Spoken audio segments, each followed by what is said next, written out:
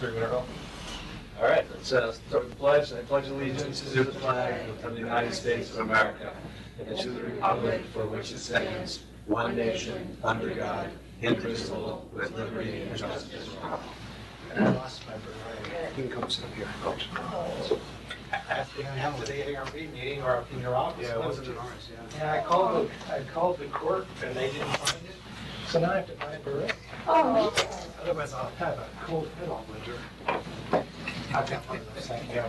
That's just You have to go back to France to go? Hi, Janet. You always sponsor between the fire chief cars. the stuff they gave me the meeting, I get a coupon or something. For a restaurant. $5 off the ticket, no? I didn't bring anything unless I handed it now.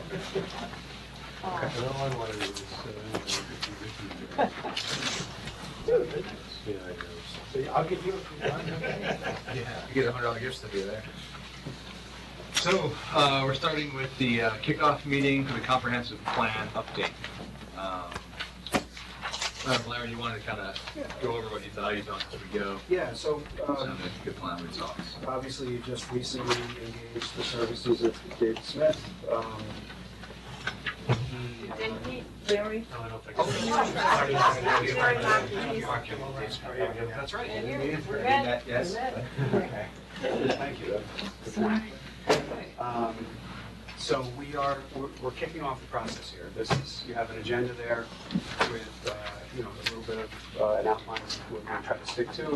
And my hope at the end of the discussion is that we have a little bit of a homework assignment. I think that everyone will have walking away from this and try to think about the next steps and get us to the next steps in this process. So, David, if you want to start walking through the steps here? Okay, good. Thank you. First of all, I want to say thank you for engaging my firm. It's a pleasure and it's an honor to be able to work with communities. It's a special relationship, and I'm fortunate. I'm working with a number of other municipalities that I've been working with for a long time. And I really look forward to working with you folks, with your community on this next step in the planning process. Even though we've only recently been engaged, we've already started to work. I was on a kind of a village-wide tour with Mary Ann and with Larry, so that I had a better understanding, even though I've lived in the Westchester area for almost 30 years, and I know Irvington, but I don't know Irvington. So I was taken to all points, corners of the village, north, south, east, and west, and had a very good kind of briefing. I had a chance to meet with the department heads last week, and it was a very open discussion. And I want to tell you that the village is very lucky to have those people working on behalf of the village. I think Larry and the whole team there, they're very dedicated to the village. They really have a lot of pride in what they do, and it's going to be a pleasure, I think, for me to work with them as well, going through the process. So. And Dave still wants to work with us after that. It's an accomplishment. Just so you know, I'm not perfect. I thought I was doing a good thing. I brought bagels to the meeting on Monday morning, and then I was told, got my hand slapped. There's no food. Eating in there. So You learned about that part of it. you live and you learn, and no good deed goes unpunished. I'm sure the bagels got taken care of. We made sure we cleaned up after. Self-delayed gratification, right? Yeah, and I think the person who was most interested in that was not at the meeting, so we were able to have our bagels in peace. You are being recorded, right? Yeah. That's, you know what, it's something else. She knows. That's fine. You know what, I'll take the punishment, Yeah, we got to laugh over it. Yeah, so, and that was the other thing that's important too, was that, you could tell there was a lot of camaraderie at that meeting. There was a lot of joking around and guys needling the others, and you could tell that they've worked here a long time, they know.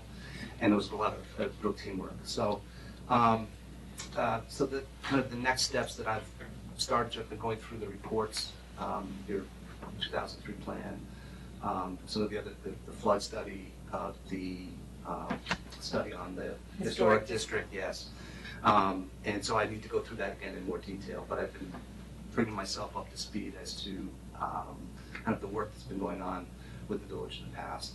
I've had a chance to go through the code, village code, selected sections of it as issues come up as I'm doing the review. Again, just to kind of bring myself up to speed as to how the village has responded to the earlier recommendations for the 2003 plan.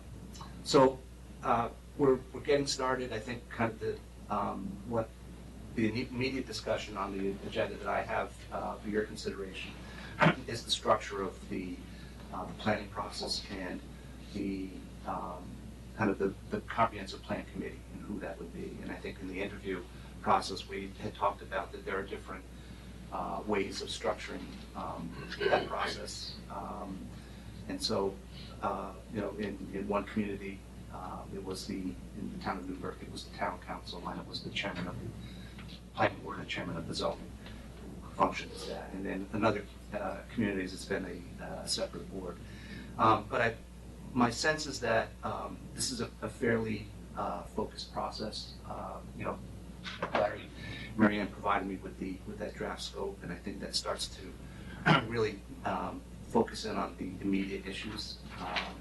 And Larry had asked, and I'll get to this later on in the conversation about, are there other things that I think the village should think about? I think that there are, but for the most part, I think it's a pretty straightforward process. So I would raise it to this board if you felt comfortable, or if you have some thoughts as to who would be the committee that would kind of run the process, whether you feel comfortable doing it yourself, or if you have some thoughts, who else would be involved? Sure, I'll throw it out there just to get the conversation started. You know, I think we have spoken about this a little bit as part of the interview process probably, but I think that the Board of Trustees definitely needs to have a role in it. I do think that it probably makes sense to also have the planning board chair or his designee from the planning board, the ZBA, and I'd say the ARB as well. I think those three boards, you know, have almost as large a stake in this as the BOT does, and I think that it's not such a large group that it becomes unwieldy. And then, you know, Larry and I have spoken about this somewhat. The nature of the update, it's not kind of saying, let's just start from scratch. We're trying to go back and see the unfinished things from the previous comprehensive plan, as well as the new areas that we've identified that weren't necessarily dealt with, as well as just new things altogether. You know, like the changes in the world kind of things. That I envision perhaps having, especially if it was areas of the village, maybe having kind of subcommittees that could work on some of the heavy lifting and some of the recommendations with some of those people from the overall kind of comprehensive plan committee. You know, kind of have them work through. So if it's, for example, like the Broadway corridor north of Main Street, for, you know, kind of using a geographic one, saying, you know, maybe it's a couple of residents from there, maybe it's business owners from there, and, you know, maybe half of the, you know, someone from the planning board, zoning board, ARB, and maybe one or two of us, that kind of thing. And then they can kind of really dig into those issues, dig into those ideas. This way they're very interested in that, so they'll have that kind of motivation to get it, and then they can come back to this, you know, to the committee, and with their recommendations, and we can check them, accept them, ask for more, that kind of thing. Almost like, you know, subcommittees, overall Working groups is Working what we're group. talking about. Not so much not a subcommittee, but like a working Working group. group, Yeah. Still with you having the oversight. Exactly right. You know, and I think, you know, I don't think that, you know, kind of the draft scope, I didn't envision all of these needing a working group. It's only going to be certain. Well, I think you could, you know, combine a number of these into single work. Sure. Yeah. I agree. The historic character, historic district. Yep. I think there's, I like that approach of you folks with selected members, because ultimately the stuff is going to come back to you anyways, and for you to review and accept as complete, so it keeps you in the loop throughout the whole process. I think the working group concept also is, again, it gets more people involved as part of the process, but still coming back to you. Exactly right. I think, and also with working groups, you can make kind of tight deadlines. You know, we need all of your input back by the 15th of March, and then we'll meet, you know, in our next meeting and have them reveal, you know, that kind of thing.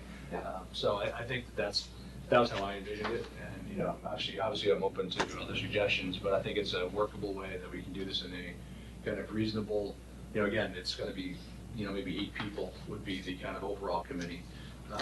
You know, and I don't anticipate having an even number being an issue, because we're gonna have some big tie on some big major issues, so. But we'll let Larry break any ties. You know, so I think that's a small enough group that it's not gonna be unwieldy, and that you can get the expertise or the vested interests on the working groups. That was kind of how I envisioned it. Figuring out who could be in those working groups, you know, will obviously be another work. That's a different agenda item here. Exactly. Right. So that, you know, that'll be, you know, we'll have to think about what we think we need working groups for, and then B, who those people. So when you know, I basically like this idea, when you picture in your mind a working group, use your example of Broadway. Mm-hmm. And if you could say to people, this will probably be, and this is where I'm wondering what's in your head, 3 meetings between January and March, can you do it? Is that kind of what you're seeing? It would be a pretty limited number of times you'd have to meet with face-to-face with this group? Because I think, you know, in recruitment, as I've recruited people over the years to do things, I found it's a lot easier, and when you said like a definite end date, but also when the group actually knows we're only meeting, you know, this limited number of times, it seems like more gets done. And people commit to it because they're not committing to forever or meeting 3 times a week for 3 weeks or something. So I guess, and as Larry's saying, you know, chunking these things that they wouldn't be so big for any one of those groups. I'd like to think that way, that it would be limited number of meetings for those groups and a limited amount of time. And that way I think we could get people. I also think that we as the board should determine what the scope of each working group is going to be. In other words, you know, if you're talking about North Broadway, I was just thinking, you know, it's a traffic issue as well as a development issue as well. You know, so how are we going to define the assignment that those working groups should? Right, that makes it. And if we can agree on that, and if one of us was also there, we'd be bringing back something that the rest of the board would. Well, I think we would plan on having the groups at least have some support from David. So, Yeah. He needs to shepherd the process, you know what I mean? Make sure that they stay, make sure they stay on focus and stay on point, you know? Could I ask, at what point does the public participation kick in? And that relates to Connie's question. You're talking about involving the public in this, and I think Larry's right. When you're coming up with a new idea, it's better if it's coming from the not the bottom, but from the bottom up.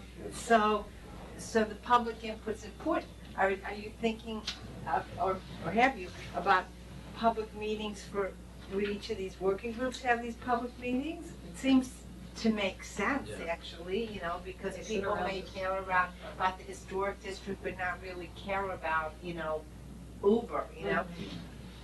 If I could just throw this out, it seems to me, based on the scope of work, the scope of issues that have been generated today, that it really kind of coalesces around 3 main topic areas. One is Main Street waterfront, the other is Broadway, and it could be North Broadway or South, but the Broadway corridor in some form, and then code revisions or modernization. I think those are. So if you were thinking about having subcommittees or working groups focused around those, it's pretty much, my sense is that that's going to capture almost all of the kind of the big issues that need to be addressed. So my sense is that perhaps there is an opportunity for the working group to meet prior to a public meeting.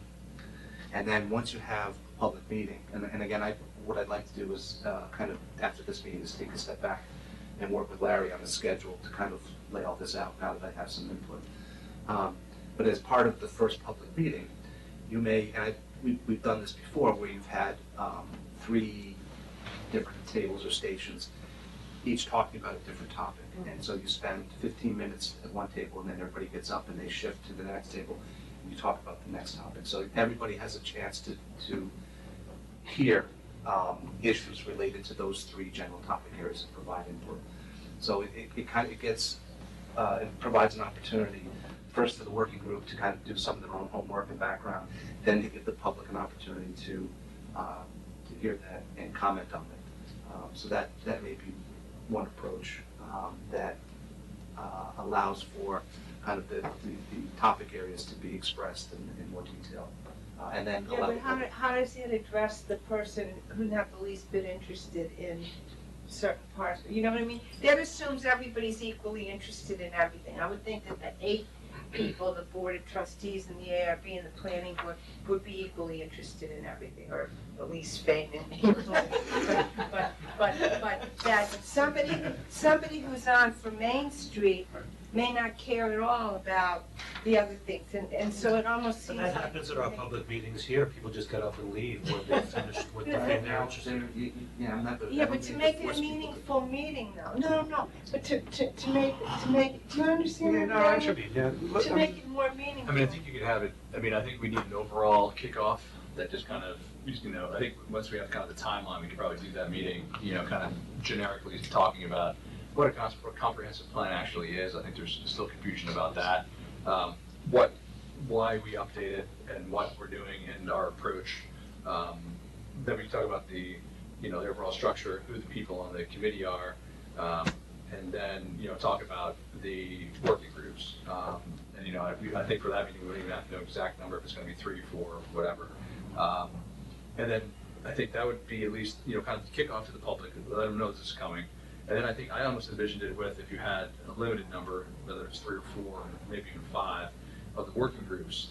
So, the example, if you had a Main Street area working group, you might have to break it down a little more than that, but let's just, for discussion's sake, say you have a Main Street area working group, they could have a public session as well. So you would come just to that one, you'd go just the Broadway one, just the code modernization, or, if we have it, there's a couple that might be a little chunkier, like even like the vision plan for, Lower Main Street and the DPW. That could, it depends on how we break it down. We can mix and match after. Exactly right, but I envision it so that way, that would kind of get to your issue, that if I'm only the Main Street guy and I don't care about Broadway, I'm only gonna go that Tuesday night for that workshop. Right. So I think originally we talked about having like 3 kind of public work sessions. We might need a couple more, which we can figure out, but I think that could make it for more useful discussions. Yeah, I have to say that I've sat in on things organized in this kind of rotating table approach to things, and it's a really good way for a lot of information to be shared and ideas to be collected. So there's some real benefits to it, because people may not really know where their interest lies exactly. Do you know what I mean? They might think they're one thing, and when they're done the process, they may realize there's other things that have really turned them on much more. So I don't know that we should discard it as a concept, especially as an introductory, like, No, I think it's as a really broad brush trying to, maybe there's a way to structure it a little bit differently, but I think the idea of collecting like the really broad brush concerns and then having that almost as like a discussion list for when you do have your first meetings of the groups and invite the public. You could say, from our, what do you want to call them, charrettes or whatever they're called, you have an initial list of things that appear to be a priority to the public.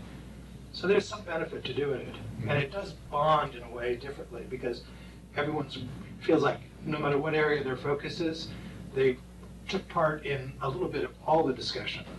So it's. Is this coming before or after you created your group? Well, that's a good question. I was thinking that could be a way of recruiting 1 or 2 members to the working group. Right. Interested people coming, hearing what the 3 or 4 groups are, and saying, is there anyone who's interested in one of those issues?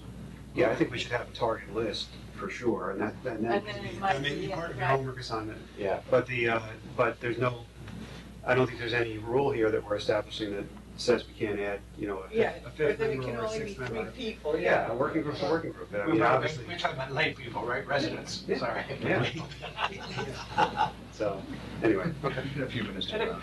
if you weren't interested in 10 minutes, you leave that table and you say, you know, I learned something, but I'm not gonna go to 10 meetings about that.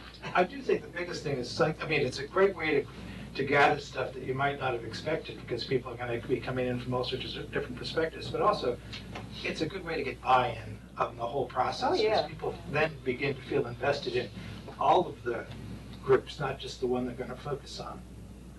Yeah. So I just want to emphasize that I've seen it work, but it's a process, you've got to organize it well. Yeah. But you still also would have your key people. How I've seen it, again, you know, if you have these, maybe the 4 or 5 or 6 or however many it is that's in this, the core group, the core committee, the comprehensive plan committee, then they each kind of break off, or a pair of them break off and run each table. You know what I mean? And They facilitate that. yeah, they do the facilitation. So that and then if groups march through, let's say you have 25 people show up, so and maybe you have 5 tables, so maybe you break it up into, you know, I don't know, 5 people into, you know, whatever the math is, whatever works, you know, you just sort of, then you march people around, you give them all like 15 minutes or something at each table, and then you're done. By the way, the library, this program room was great for that.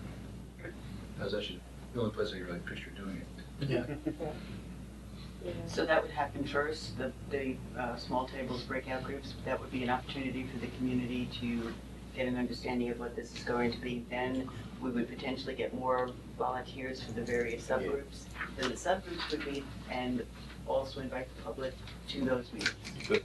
So that people could be really focused on what they are specifically interested in. Yeah, but I think Meredith has a good suggestion that kind of as you open that first meeting, you kind of have to do the planning 101. Yeah. What's the comprehensive plan, right, and then you can kind of structure the meeting where you kind of. And you also focus have on cookies and coffee for people.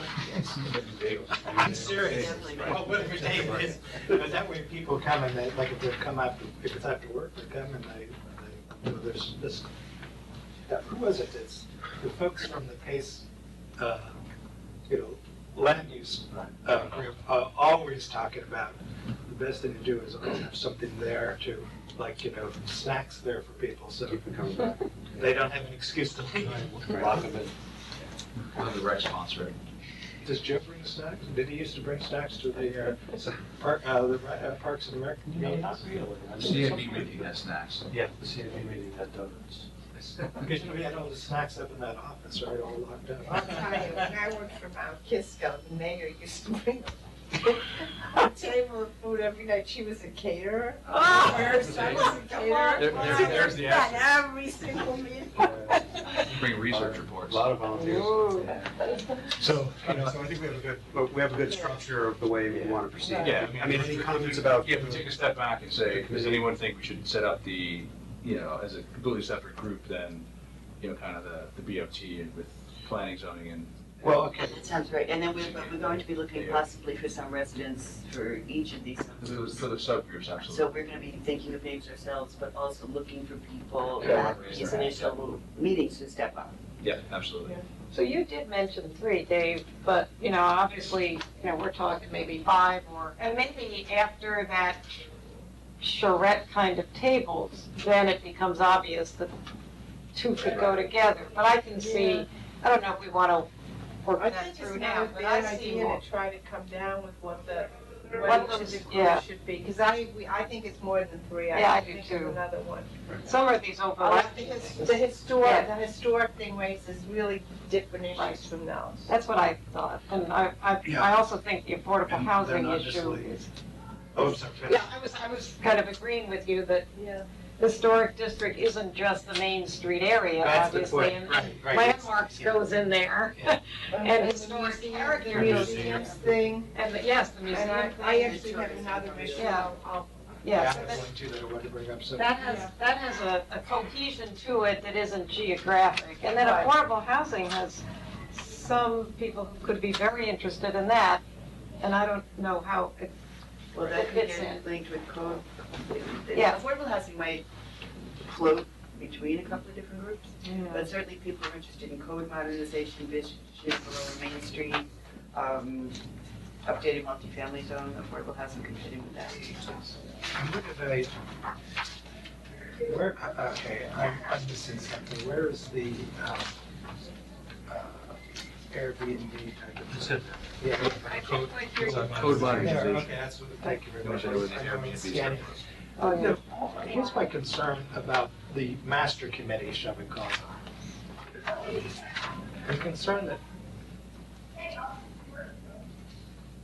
that it's just not formulated, wound up, and let go by itself. I think we need to have, as the trustees, I think we need to maintain oversight on a regular basis, have some reporting come in to know how things are going on. Because I think that there's a lot of different viewpoints, a lot of different personalities, and it's liable to get, there may be sticking points. And so we don't want to go down 6 months down a process and find out something isn't working with. But I think that, One of us will be on all of those, right? Not necessarily, I don't know. No, are you talking about the working groups? No, I'm talking about the master committee. That's. yeah, the master Oh, committee is, oh, but I think what You mean the Brian, board of trustees and Plus the 3 chair people? I didn't think it was the entire board of trustees. Yeah, Yeah. it was. It's Oh, I thought 5. it was It's just- 8 people. It's I the think so, 5 yeah. of you and the 3 chair people. Oh, fine. I Yeah. thought it was, the way it was talked about, what I heard was A a member, couple of people right. of. No, that's for the working groups.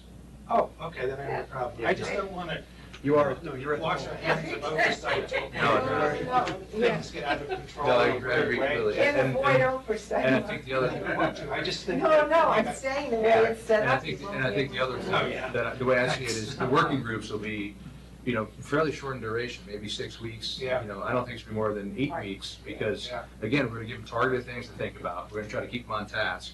One of us will be on it to say, hey, guys, you know, we don't have that much time to, you know, if you're you're talking about complete streets, we don't need you to talk about, you know, historic district stuff, or, you know, it might be a bad Someone example. else is but- doing that. Exactly right, so, you know, you just gotta be very focused, because it's gonna be, the timeframes are gonna be tight.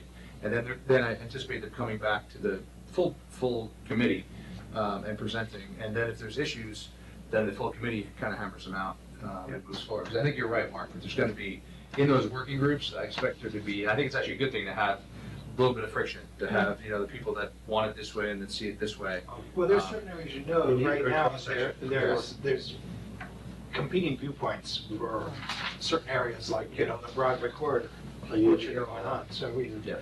But to keep them focused, we're gonna need more than 3 working groups then. Or 5. If we're gonna really focus the assignment, we're gonna have 5 or 6. How does streetscape fit into this? Because it seems, that's the one document I didn't hear you mention. And Yeah, I had reviewed that, just, because some of the key things, obviously it's the Main Street corridor, but the notion of getting the fire department moved, of getting, some of the stuff that's in there, I'm not even talking about the traffic calming, but I'm talking more about some of the facilities relocation, the DPW area and stuff, trying to get them out of the core of the village business district, and opens those things up for other uses. Right. Which would be kind of play right into, are there some impacts on zoning that need to be looked at, especially down by the Astor Street DPW area? So anyways, I just wanted to make sure that you'd gotten a copy of that. yes, the Main Street, yes, I have, and I've reviewed that one. I neglected to mention that I have reviewed that one. And I don't know if you want to start going through. I think, it seems like we're all pretty much on board with the overall structure. Can I just, yeah, I just wanted to confirm, so that the comprehensive plan committee, as it will be called, I suppose, whatever you want to call it, CCC. whatever. Oh, can't we make it CCC, CPC? CPC. It should be CCCP. that- The consensus comprehensive committee Yeah. plan. Comprehensive committee. I'll just keep trying. Consensus committee for the comprehensive plan. So, They could probably find those. so the members of the soon-to-be-named committee is there agreement that it will be the village board in total, plus the chairs of the 3, Or their designated. or their designees, right, of the planning, zoning, and ARB? Yeah. That's what you would like as an ideal, okay, good. I know, So we made one decision tonight. That's all I want to know. Well done. One at a time. Well, it's funny because one of my colleagues, John Sicardi, said whenever you start a meeting with a client for the first time, he says, the first thing you do is you make a list. The first thing you do on the list is you say, make a list. So that you can check it off and say, I'm making progress. So, I like that. And then I think the natural next step, I think that are there other things we want to, and obviously this isn't our last shot at this, but looking at the draft scope, are there other things that we want to add? I think you already said you had one. Mark said you had one. So, because what I envision is trying to, again, it's not our last shot if you go home and say, geez, I really forgot about this, but if we can kind of get a 90% comprehensive list of that tonight, I think we can all go home and figure out how we think it makes sense to bucket these. So we can have those working groups after that. So if tonight we can get, pretty close to having a direct, You don't think you can organize it now so you can start thinking of which people go and what? I think we can. Yeah, because I think it's a huge next step. Sure. And I think.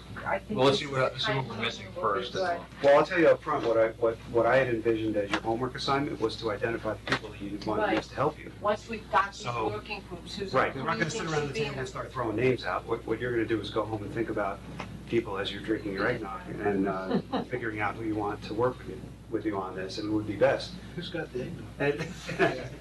And I think you're right about Mark sees the questions. There's any eggnog in here. Where's the eggnog? what's the glitter? What's the glitter? No, there's no, Larry's was There's a little different. bit of glitter here. I see some red glitter. But I think you're right, the first step is knowing what your groupings are, so you can And start then- envisioning right. what people So are. you guys will not walk out of here know what the 5 groups are and think about who you Right. think should be on. No, if you're talking about a working group dealing with Broadway issues, you're gonna have people that live on Broadway or work on Broadway or own businesses on Broadway, and maybe some others that are not, you're gonna have a good cross-section, maybe others that are maybe not as closely connected, but interested, so. anyway. So can we talk about just quickly what we think is missing? Yes. Let's just look up the list if anyone's got stuff. Yeah. Well, I have one, but I think it could combine with a bunch of these things, where it says encourage adaptive reuse of significant buildings, historic character, historic district, local landmarks, and the museums thing. I think those are all the same issue. And closely related to that is, I think, a good issue would be how to come up with ways to maintain some of the large, beautiful properties in the village. For instance, the Newitts is being advertised as a Ladies first. big party space. It's not allowed, but I think you have to be real. If people want to keep these estates, if the village wants to keep these estates, they're going to be very expensive for people. And might you not want to think of ways to make them more usable, so that somebody doesn't have to sell them and divide a beautiful 8-acre parcel into, subdivide into 4 parcels. I don't have any ideas for it, but I just think it's something that we should look at. And I think it's a peculiar issue to Irvington, because you've got these properties, and we've seen it happen. Right. I definitely agree, and I think it has some connection to some of the subparts to tourism, where it says boutique hotels, bed and I breakfast. think that Yeah, relates too. That's part of subsumed in what you're bringing up. Right, and the museums thing, it all relates to preservation of these historically significant properties. Yeah, it goes back to the historic character. Historic. Right, I Gives think, them I minutes, think, whatever you I do, think, and that- so drop that's. So I had put little red marks on all those things. 1, 2, 3, 4, 5, 6, 7, 4, 5. 7 of them. Wait, so historic character, historic district, local landmarks, tourism, and museums. Yeah, that's all those together. Encourage adaptive reuse. Encourage adaptive Well, reuse adaptive of reuse, significant- I would see that a little significant bit different. I would see that maybe going more with code modernization and affordable housing. Well, remember. Well, no, but all of this stuff goes with code modification. Everything. The museums, wanting to permit museums in some of their houses or whatever. Right. It all has to do with code stuff.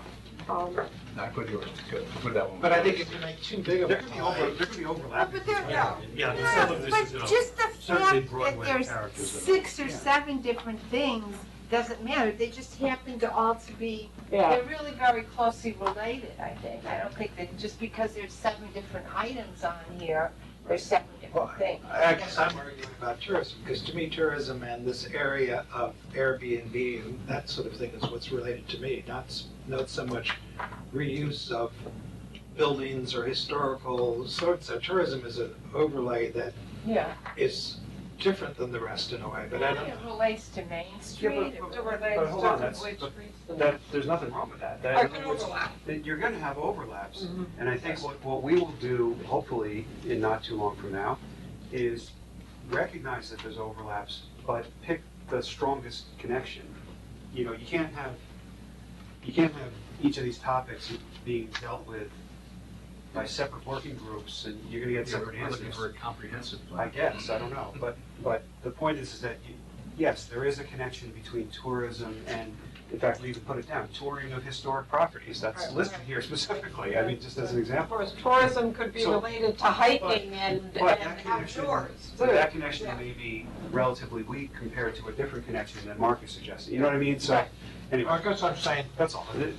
if you throw too much into one basket, that basket becomes unmanageable. There are certain areas that I think Well, let's look at it, that I like everything in there except for tourism. I'm not sure tourism fits in that basket. I understand how it overlaps somewhat, but I don't know that if it needs its own basket, and but it I may do. logically belong to something else. So Yeah, let's I mean, see- I let's see where that agree, goes. I didn't have that marked either. I I'm have, the same. but the tour of historic Yeah, well, properties and preserving those, so. But we're yeah, not, but we're that's not already debating that covered there's by a the other connection. stuff. Yeah, okay, all right, I go. Right, Got it. there is a connection, the question is the So- strength of that connection, that's In all. addition to which, the things Connie's talking about are addressed by some of those other things we're talking about, reusing the buildings Right. and stuff. Anyway, okay. Well, even before we start linking these, What are some of the other? the other things that we don't have on the, that aren't on the list. I'm sorry. You kind of started that way, Yeah, no, it's fine. Sorry. and you got excited. Yeah, Yeah. Did you have, you said you I'll had. have a cookie and I'll go down. Actually, I realize in our discussions, Connie and Larry and I were passing some email back and forth. Oh, yeah. 2 areas. I'm really concerned about how we address the impacts of climate change in the village. And for the most part, the impacts are going to be the waterfront, the parks, and Astor Street, North and South Astor Street. That's where the water level changes, the storm surge, flooding, and everything is occurring now. And so I know there's state code requirements, but I think we need to talk about ensuring some degree of resiliency in those areas. And maybe that's where there's a different kind of B zone where it's more specifically intended to do things that allow, first level parking or multiple level parking, but make sure that services are raised up above the flood stage. I mean, I know some of this is supposedly in state code, but I don't know how much is or isn't. Right, and it'll be backed up by the new FEMA maps and all the other stuff as those become effective. And, it's going to affect us because in the long run, the village also has to take a real stake in making sure that the Hudson line stays open. Mm-hmm. Because if that line shuts down, we have lost a real connection to, one of the major jobs hubs for the community. Mm-hmm. So Okay, well, it's on the list. it's on the, my second one is back to code modernization. We've talked a lot about green building codes and, over the last few years, at least Connie, I think, have gone to meetings where different municipalities, Westchester municipality building codes, green building codes were looked at. Yonkers, Hastings, I don't know what point, I forget, there were like 4 or 5, 6 of them presented. Hastings seemed to have one that was the closest to something that we could even imagine managing, I think. But there's a trade-off too, and I've talked to Ed about this before, the building inspector, and the trade-off is how quickly changes are coming from the state level on the code. And so, but I guess my point is that in the longer, in the broader view, there's that green code, there's a state code that's kind of eventually gonna encompass a lot of energy savings and energy management issues. But then there's also, we don't have a lot of large areas left for development, but there's things like sustainable sites for specific buildings. I could imagine something like, you know, the 97 or whatever the address on North Broadway, if it ever got developed in a different way than proposed. Or Nevis property, there's a large chunk, but where you might have sustainable sites or sustainable neighborhoods kind of, by that I mean the capital letters, like the LEED-based stuff that built out of that. And so what I'm wondering is, to encourage that kind of activity, we don't have to replicate any of it because it's all out there. Right. But to encourage it, we could give could potentially zoning benefits, you know, if a site is doing, you know, implementing and coming to like gold level sustainable site, whatever it is, then they get some other benefit for doing that. So we try, especially for the larger new developments, we're trying to push it in a direction that when they come, if they come, they have, we're not sitting there arguing about, you know, energy usage, sidewalks, and, you know, and all the amenities and whatever else that, you know, is, I'm blanking out about all the stuff that's in like a sustainable sites kind of thing, but it's pretty significant. Okay. So. Well, you do have a category for use of alternative energy, but I realize that's only a. No, but I was thinking segment of- maybe code modernization, but something else that's in there that basically is, it's more of a sustainability emphasis in the code that really pushes, starts, right? That was what you phrase it. It's not really- it's not That's what necessarily- I was thinking exactly, you know, changing that more narrow to sustainable something, but, I mean, for what it's worth, I can make this available to everybody. I was just looking around for things on this issue, and I came up with an article by John Nolan, and he's at the PACE Land Use Group that I think I've actually met him, but I know Larry, you have. Oh, sure. Yeah, right, and he runs those events that, Those great jokes. yeah. So, anyway, this was. Those are candy bars. Yeah, he has a lot of snacks. But this article is called Integrating Sustainable Development Planning and Climate Change Management. And a challenge to planners and land use attorneys, and it has to do with, you know, local, very local planning as well as some very bigger issues he's talking about. And I'm just wondering if we might be able to get some focus that Mark is bringing up about the way in which climate change and this very integrated, sustainable practices could be integrated into what we do.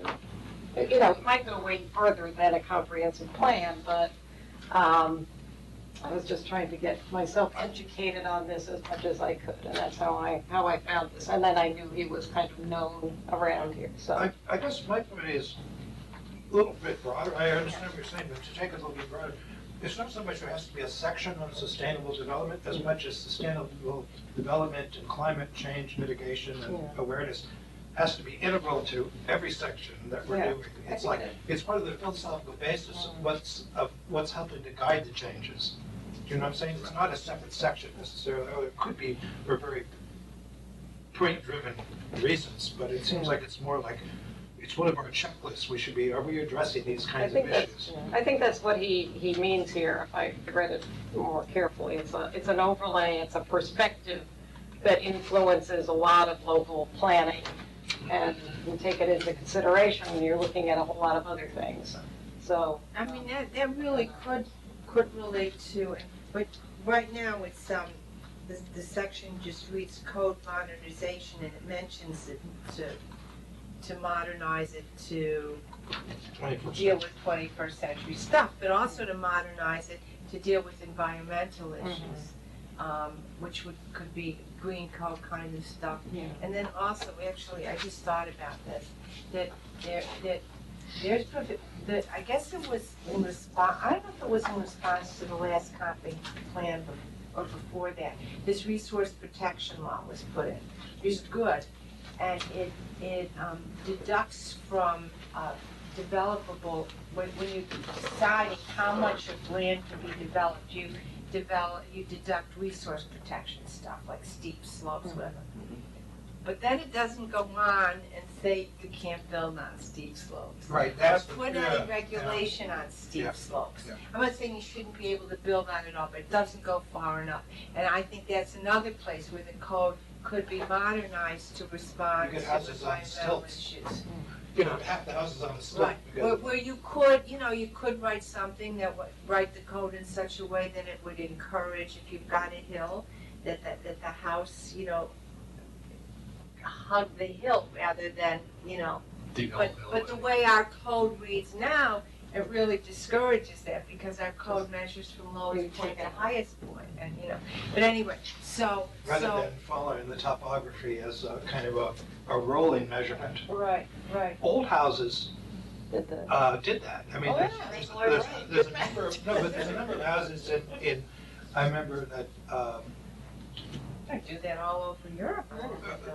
there's a couple of houses along Lewis Road, for instance, that are stars for this. I mean, the house like follows the topography, and there's certainly more than a 35-foot change from the These bottom are to all the top. kind of random different things, but they do have, they really come with modernizing the code, I think. Yes. The code went partway there, but with the resource protection, but it didn't go all So the maybe, way. like, enhanced resource, because part of what we're talking about too is that is kind of part of a sustainable site approach, because Right. you're not like just building a plinth and blasting everything away so you got a flat area to put a house on, but instead you're allowing, and it could take care of a lot of issues with development that currently. And you can deal, the code could deal with that in ways by saying like, in the site plan standards, the standards for approving a site plan. Those just could be standards in there, or you could have a steep slopes law that puts some protection on developing a steep slope. And one other area, just to throw this out, we have a problem in the downtown area specifically, that if someone goes in to redevelop a house, as you know, the house has to have a setback now in front yard, but almost none of the rest of the neighborhood has a front yard. They're all built to the sidewalk or near it, So we have a real discontinuity in how the code is written versus how to maintain the character of the neighborhoods in the side streets. And where the houses have been redeveloped and sit back with a lawn, they really stand out like a sore thumb. Ridiculous. Right, but we had a Main Street committee that looked at that The issue. off Main Street-ish. The off Main Street Yeah. committee that we had, and they did look at it very closely, and if I remember correctly, they had a number of recommendations, but only a relatively narrow change ended up getting applied to our code for a variety of reasons. I mean, I'd have to go back and, look at the history on it, but, Maybe we should so there's a fair amount of research, but as a document, what I did is I jotted down that that's a document that David needs. Yeah. And but I think we have to refresh our memories on that, because we have to see what the issues were and what the stumbling blocks were, because there's no sense in doing the research again if it's gonna hit a brick wall again, Right. or whatever. Definitely what Mark just brought up is everybody on those side streets knows that's an oddity that They're all out of code. shouldn't be, Yeah, when but one gets pushed back. But the committee work didn't result in I a know. code change to solve that issue, so Yeah, that, so. I know. There must have been disagreement over, I mean, I came in, that's You might have just been about right when I around, came in, yeah. because I remember writing that one change I wrote was that, because it used to be if it was a non-conforming house, you had to get a variance no matter what, even though what you were doing might not be increasing the non-conformity. Right. So the statute I wrote was that if you don't increase you don't need a variance if you don't increase the non-conformity. There was agreement on that. But I thought, because I remember this, somebody later saying that we didn't do everything the committee recommended, but when I went back and looked at the document, we did do everything that they agreed on. I think they may not have come to agreement on it. Yeah, but what they ultimately agreed on was Narrow. only a narrow portion of what Right. everyone perceived as being the 50% problem, which is what Right. Mark just described, Yeah. so. Anyway, there's a history to it, my point is, we don't have to go through it now, because none of us have it at our fingertips, but we'll get that document to you, So there so. was also another issue about what it meant if people built out fully to the site, and there was a couple of properties that could actually get denser development, so people were very, like, I don't know, some number, like 4, 5, 8, whatever number of properties that could get denser development, and people were, kind of annoyed. Unintended consequences. Yes, Yeah. exactly. And I guess they never really resolved that issue. It just became another one of those targets to shoot at. So they, Yeah, wasn't it, couldn't somebody tear down 2 pieces of property and combine the lots and then, yeah, that's what, that was the issue. Yep. Is if you made the required setback, match what the existing development is, you could end up with people tearing down houses and combining lots and then having massive houses. I think that was Something without like the that, back, that rings a bell, so. Yeah. But there's a way to address that, which would be, I suppose, not allowing combining of lots in The committee reports online, actually, so the Off Main Street Committee report is actually on our website. It seems like you could still put that constraint I'll in the send site it to you. process, right? The I subdivision. have to take it out, but, so all these are parts of the category, they are code modernization, but they're also, well, no, it's code modernization, and then under that, there's subheadings, and you know what else? It wouldn't just be the one, you can combine that with updated multifamily zone, because that has to do with code modernization too. I mean, specifically, we're still talking about the core of the village. right, In again, terms of that's what I was these one thinking, the set of people who are issues. interested in that, yeah. Yeah.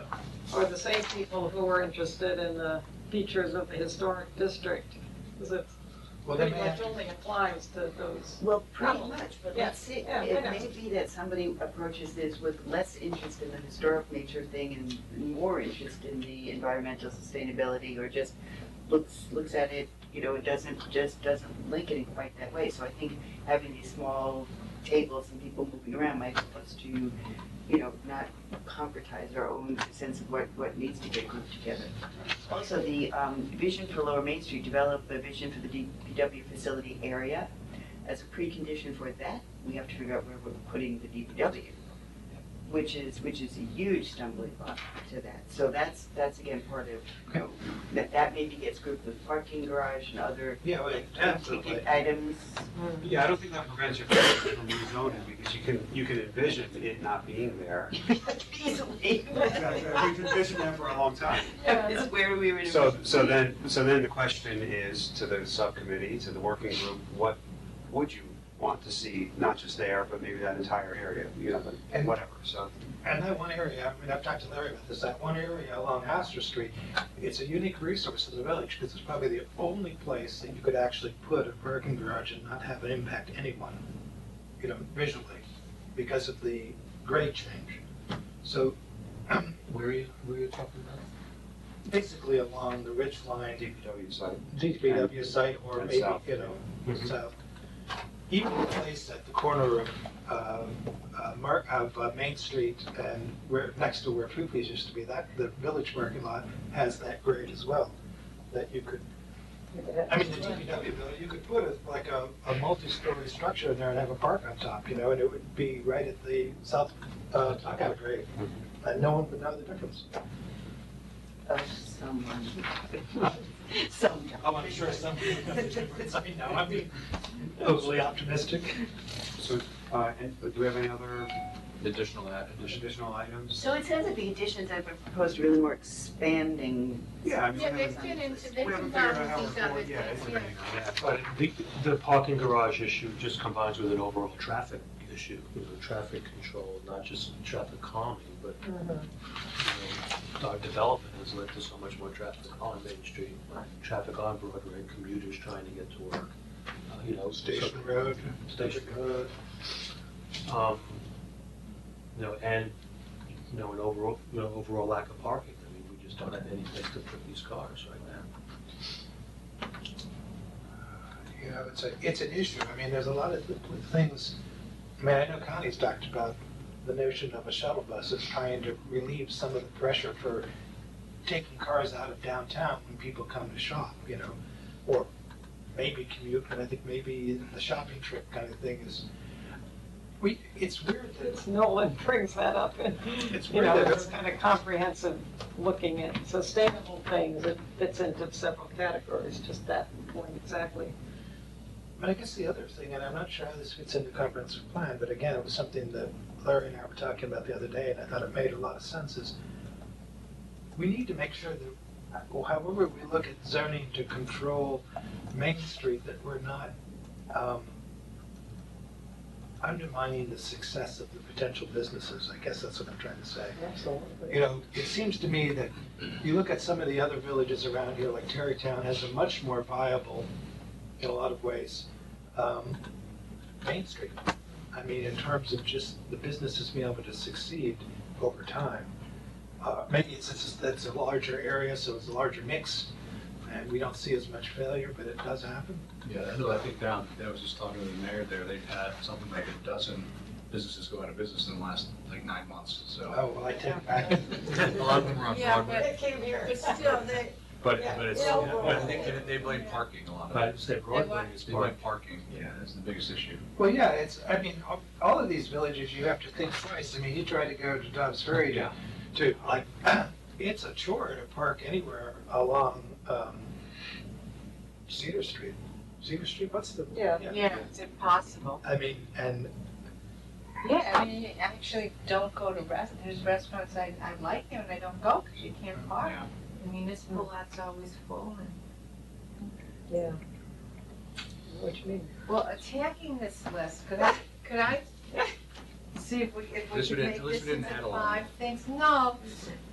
Do you think affordable housing, do you think that needs a working group? I mean, we have the way this says is to update the plan to reflect where we are on it and the laws that we've passed and whatever. And since there's a good affordable housing committee, that's passed laws that- active, and there've been, so I think it makes to update the plan, I don't think you really need a group on that. Right, Do you? agreed. Does I everybody agree? I think that if you it's, have a captain might- group. Right, When right, so when then, we- I'm sorry, good. no, When we did the goals for the year, we had like 5 guiding principles, if you will, and then we had a long list of, to-do lists, some of which we're, never gonna get to. But one of them was a commitment as a community to affordable housing, but, and one was the environment and one was, I'm forgetting the other 3 off the top of my head, but Yeah. you can probably pull it up there. Priorities. Comprehensive planning review, let's see, 6 broad areas of work. Comprehensive planning review, sound fiscal budget, planning and service efficiency, quality of life enhancement, support for affordable housing, improvements of the downtown environment and economy, and support of sustainable policies and practices. Right, so those are kind of our overarching guiding principles, if you will. So this list seems to me some very specific stuff and some overarching principles and code, that's everything we're talking about is probably going to entail some kind of code modification. So I'm not sure how these are going to get grouped together quite so easily. I think we have to just keep a sense of our overarching principles. So no group should not be thinking about what impact does this have on sustainability, on affordable housing, on That's the philosophical Yeah. underpinnings. of all of these. Yeah. But So it's yes, up I to agree. us as the controlling board to make sure that those things are. Right. But having said that, I would agree also that we don't need affordable housing as a big ticket item at this point in the comprehensive planning process, because the committee accomplished a lot, and, So the plan will just be updated to reflect where we right, are. yeah, right. And you can still rely on the existing committee. The housing committee. absolutely. Right, to provide that. Okay, so that could come off. So then, would you say the revitalized business district, it almost has to, this almost stands by itself, Yeah, it doesn't it? almost does. Yeah, Except I for mean, you parking garage might be part of it. Oh, that's a good idea. Why Yeah. don't they parking garage a part of that? Right. I also thought Yeah. the vision for Lower Main Street is also. Well, the lower Main Street, just And that parking proximity. garage as well. Well, I'd say But the parking garage, that's really that's a different set of issues than Main Street. Well, but it's, Really, than the business district. I know it's near the business district, No, but but for the isn't it a business different set of district to be- issues? yes and no, I agree, but the point about why you want the parking structure for the most part is to, right now, No, people. I'm not disagreeing about the parking Oh, structure. you're- I'm talking about the Oh, the Lower DPW Main Street. facility. Oh, yeah, so you agree that No, I agree that the revitalized parking business structure and the district business plus district go parking together. garage could be a category. Right, Yeah, okay, Right. okay. Okay. So that, so that would be. call that number 1 or A or. Let's A. go. Well, my only thing was, I always envisioned that whatever replaced the DPW would probably be a business, mixed business Mhm. residential, so That's it would with actually parking. extend the business district around there. So to me, that's not Main Street, but it is, as I was calling it, to learn E prime, like. Yeah, and in thinking about the types of people that would be involved in that discussion, it's probably not Same. that different. Yeah. I mean, largely. Do you think that would fit in the I same? think we can try. Yeah, let's look. I mean, Okay. we have pencils, have erasers, you know? Right. There's no reason the business district can't be L-shaped as Vision opposed for- to. Oh, yeah, no, they're not. With a little break Yeah, in the middle. yeah, I just, Yeah, Particular. so then we see those 3 together. Okay, so which three we put in here? Revitalizing business district, parking garage, Vision and for vision for Lower Lower Main Main Street. Okay. Call that group A. and then you could make group B code modernization and combine that with updated, and that would be 21st century creations, updating the multifamily zone, and then some of the other stuff we just talked about. Impact You mean the climate change. sustainable issues? Yeah, environmental issues, Yeah. modernizing and Well, modernizing the Complete code streets goal, would environmentally. that fit in? No, I don't No, think so, that doesn't but I'll fit tell you into what in a the second. code, I just don't want to lose the more specific point. I think the general point of climate change as overriding in the code and enabling things like alternate energy sources and blah, blah, blah, like removing all the, more and more of the constraints. I know it's being done now, but just make sure the code, the comprehensive plan envisions that kind of stuff more clearly. But to me, the issue of climate change and the waterfront in Astor Street is so unique Yeah. that you can't, I don't think you can break. I didn't mean to include those, Mark, I Oh, think that's a okay. separate thing. But I'm talking about like the green code Right, and, sustainability and, functions, right. yeah, Okay, right, green right, code, building on steep slopes, Yeah. other environmental issues that the code isn't And dealing even with. the tree protection issue that comes up all the time about how, even though we have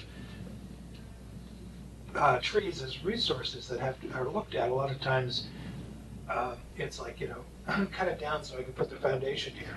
I mean, that's an issue that comes up all the time in the planning board, it seems like. Not all the time, but, a good number of times. Where, So right now, code modernization is just that expanded with what you've just said about green code, environmental changes in the Right. code, but it doesn't. It also has updated, I would say updated multifamily zone co-op. Right. Oh, yes, That okay, would those be, two, that would right, be, okay, so got that gets that. those two together. Okay. And then group C, Well, since we already talked about it, would be that Historic character. right, encourage adaptive reuse, historic character, historic district, local landmarks, museums, and then that, relates to that, discussing ways to maintain large Yeah. properties. and I think that this thing about complete streets, I mean, part of that is transportation alternatives, but it's also couples in, I think, the tourism. Because you're not, it's hard to get anywhere except, right now, safely, except on the Aqueduct Trail.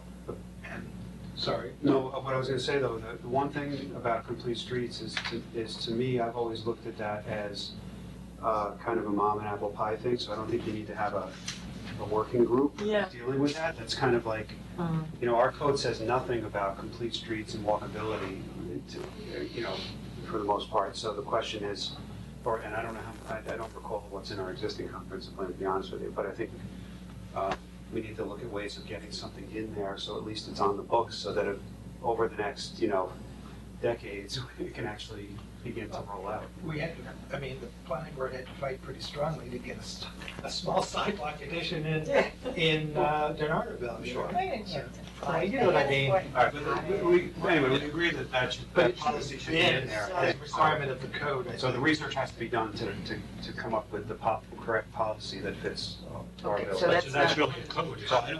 So I don't think that's a working group issue, is my Okay. point. It just needs to get started. Whereas, Dave, you started out by identifying 3 main areas, and one of them was Broadway, and we haven't talked about that at all. Yeah. But that might need to be a I separate think that's, own group, because there's a lot of issues. And you have way different stakeholders than in any of the other Yeah. groups I can think of. Yeah. You know. Well, see, I was thinking, okay, now, let me throw out the complete streets one more time. The point of, the parts of the complete streets that were interesting me in terms of Broadway, and maybe Harriman and Clinton, West Clinton, and those kinds of major access streets, is that it, the walkability, the bikeability of it. And so that couples in also to the tourism, but also couples into the Route 9 corridor project that's starting up. Sure. So, Okay, so that could be, yeah, so if we look at the Broadway corridor, Route 9 corridor is the big, That's the D, that's D. then the complete streets goal would, at this point, probably most comfortably reside there because of all those streets that do empty in. well, in terms of the alternate transportation, but in terms of site developments, like larger sites or something, you want a complete streets component as well, integral to the code, to the site plan process. But yes, I'm sorry, would somebody explain to me what complete street is? I went to a conference on it once. Not a big, just, Do you have a quick It's usually- definition off the top of your head, or? Yeah, essentially, complete streets is, it's a design concept that when you're building new streets or when you're retrofitting the existing streets, you're trying to accommodate as many different forms of transportation. So that's Okay.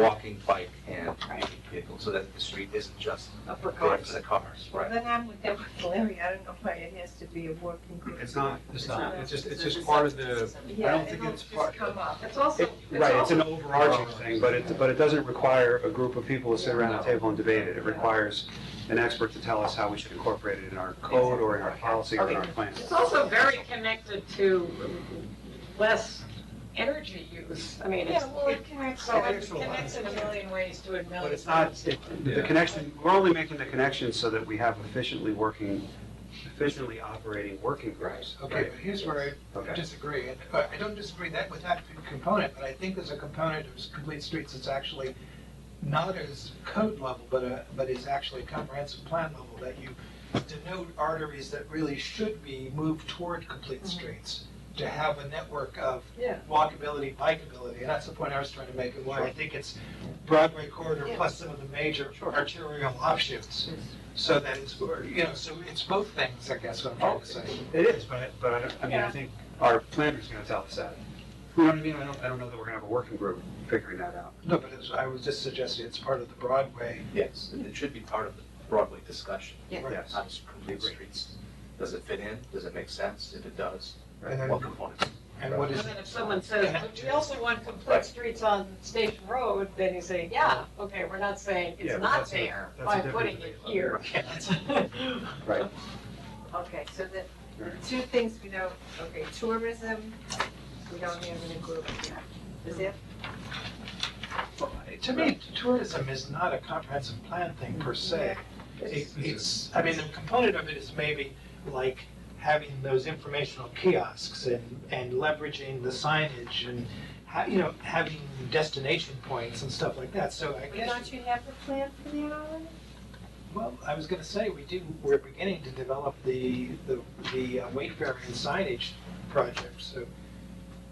Again, I think the tourism is maybe more a philosophical level on top, as one of those guiding principles of, we have so many resources in the village and locally around us, that our plan should encourage access to and use of these areas. Well, these other things are touching on it too, like kind of, you said before, but the reusing the buildings and the historic buildings and stuff, so other stuff will connect. I'm thinking of some way in which it's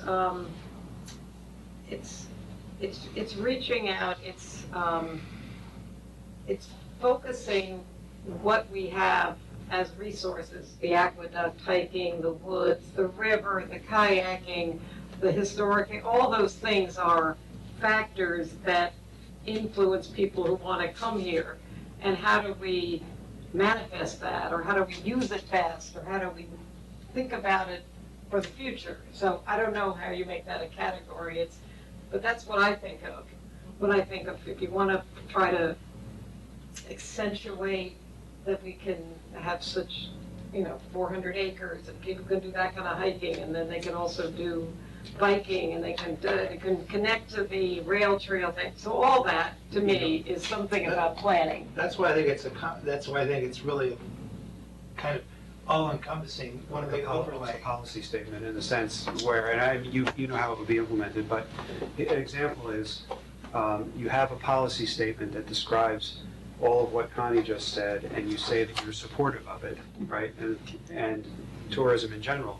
And then 20 years from now, when a boutique hotel comes along and would like to rezone a particular piece of property, and everyone looks around and says, hey, that's a great idea, it will in fact be consistent with your comprehensive plan. Right, it's almost like that's. But we're not envisioning that now, we don't know what's gonna happen, but it's, I guess that's my point it's an exactly. overall statement. Right, Yeah, exactly. it can be a right. statement that doesn't require a working. Exactly, because if Right, we and do the the members of these result things are of just some of that. these initiatives, We don't need to if check we each do the other things right, tourism, they Right, will correct. occur. That was my point, is if you have if you work on tourism as your focus and you say, okay, effective tomorrow, we are open for business. Well, okay, what's changed from yesterday to tomorrow? Nothing. So, But if we but build. all those other things have changed, like the walkability and the downtown revitalization, all those other things might have changed. Anyway. Yep. Okay, great. I think we're on the same page there. And then so, it's just 4, so on 5, then does that do marks the issues you were getting at, Mark, the climate change stuff? Or does that relate to use of alternative energy, energy? Well, it seems to me that all the energy. Expand that, make it a category. No, make that the 5th working group. Yeah. Well, to me, I don't know how you have an enhanced building code or zoning code or whatever without this stuff being integral into it in terms of just energy efficiency and sustainable sites and stuff. It seems to me, again, those are principles that should be guaranteed, so. Yeah, but see, I almost think those should be looked at separately, because it's really different group of people who worry about that and are knowledgeable about it. Everybody's sort of worried, but there's people who are particularly You're not interested just in it. about the Astor corridor, or are you talking about overall the entire A whole village? climate. Yeah, Because then you're having, overall environmental issues. We put it in the code update, but okay, I'm fine. If you think, I just think it's gonna be one of those conditions where there's gonna be a lot of overlap, that the committee, that group and the code committee is gonna have to work very closely together. but I think at the end of this thing, you're gonna have these code changes that are gonna have to be made. Maybe not by that code committee, maybe by me, maybe Dave drafts the stuff. But, Right, and part of the overall committee's work task, I think, would be to realize the code implications of some of the recommendations of the subgroups. all this stuff is gonna require code changes. If you say you can have museums, Right. provided you have enough parking, that's gonna need code changes. The last time we went through this in 2003, as the land use committee, as they were called back then, got towards the end of their report and their work, even in their preliminary drafts, the feedback from the trustees and the community apparently was positive. And so they started getting the village attorney involved, and I don't even know if they engaged an outside consultant, but they got people drafting codes so that when the comprehensive plan was adopted in June of 2003, that at that meeting and the meetings after that, there were code changes adopted that night, those nights. That's what you have. So, right, so But it's unusual that it happens. No, that that- close. yeah, that was done Each other. almost like a It's challenge, almost like done we're gonna do it, simultaneously, Right, yeah. and so, Very efficient. but the point is that, Before my time on it that was the thing. trustees, it was the trustees' nod of approval that got that ball rolling. Yeah. So, they wouldn't have started drafting code just to present it to the trustees for them to turn it down, that was real money that was being spent, When was the moratorium on no development, was that for a year, or when Lou Kaplan was involved, was that? That was the late eighties, Late eighties, okay. yeah, or very early. Yeah, if you look through the code, there were a whole bunch of changes that were made in '89 too. I Yeah. think that's when the That's what it resource was. protection law came in. And those were very significant Those were changes, huge and that changes. resulted in very significant lawsuits, by the way. And what happened, the village won? Not always, no. So, One of them, well, I mean, With the federal judge. I don't have to go through a history lesson, but Padwee is one of them, the one we are hearing about with the dedicated road. That was a direct offshoot of the comprehensive plan changes, the upzoning of that area. And in some respects, the Legend Hollow property was an offshoot of all that. That was large lawsuits involved with that. So it's not, but those were, the point of that was that there were very significant and sweeping changes at the time between upzoning and then the new resource protection, which reduced the amount of, buildable area that they had credited to them. It was a whole series of things. So the changes that you're looking at here, I don't know. I don't know that you have to worry about that necessarily, but we'll see. Who knows? Maybe there are sweeping changes on Broadway. I don't know. Well, just to get a sidewalk on the east side, it's gonna be interesting. Well, yeah. So, Okay, we have, so we have 5 groups. well, So you might have to come up with new titles for them, Yeah. because we left it, but you, Yeah, does let's it look. make sense to you? yes. Marianne, can you just go over DE. point by point what groups you have? I mean, we were doing it in What was in BCD. what, you mean on the top? Right. Okay. Right, I mean, affordable housing, Out. just take it off. Revitalized Right. business district was in A, A, good street goals were out, right, updated multifamily zone was in B, vision for Lower Main Street was in A, code modernization was in B. The next 1, 2, 3, 4 were in C. Tourism was out. Alternative energy, I guess, would be in E, kind of environmental issues. Parking garage is in A, Broadway character D, museum C, and discussing ways to maintain large estates, which is not, that's a C. Yeah, I'm sorry, where is alternative energy, what is that number? There, I would think that would Well, it's a be new E, name. like environmental issues, it's gonna have its own sustainability, Yeah, its own. whatever. Yeah, Okay, and that's- I think right. there's a real specialized group of people Yeah. who are interested in that. Which includes the discussion of climate change. Right. Yeah, yeah, and they may come, they may come up with. Yeah. With issues. And then,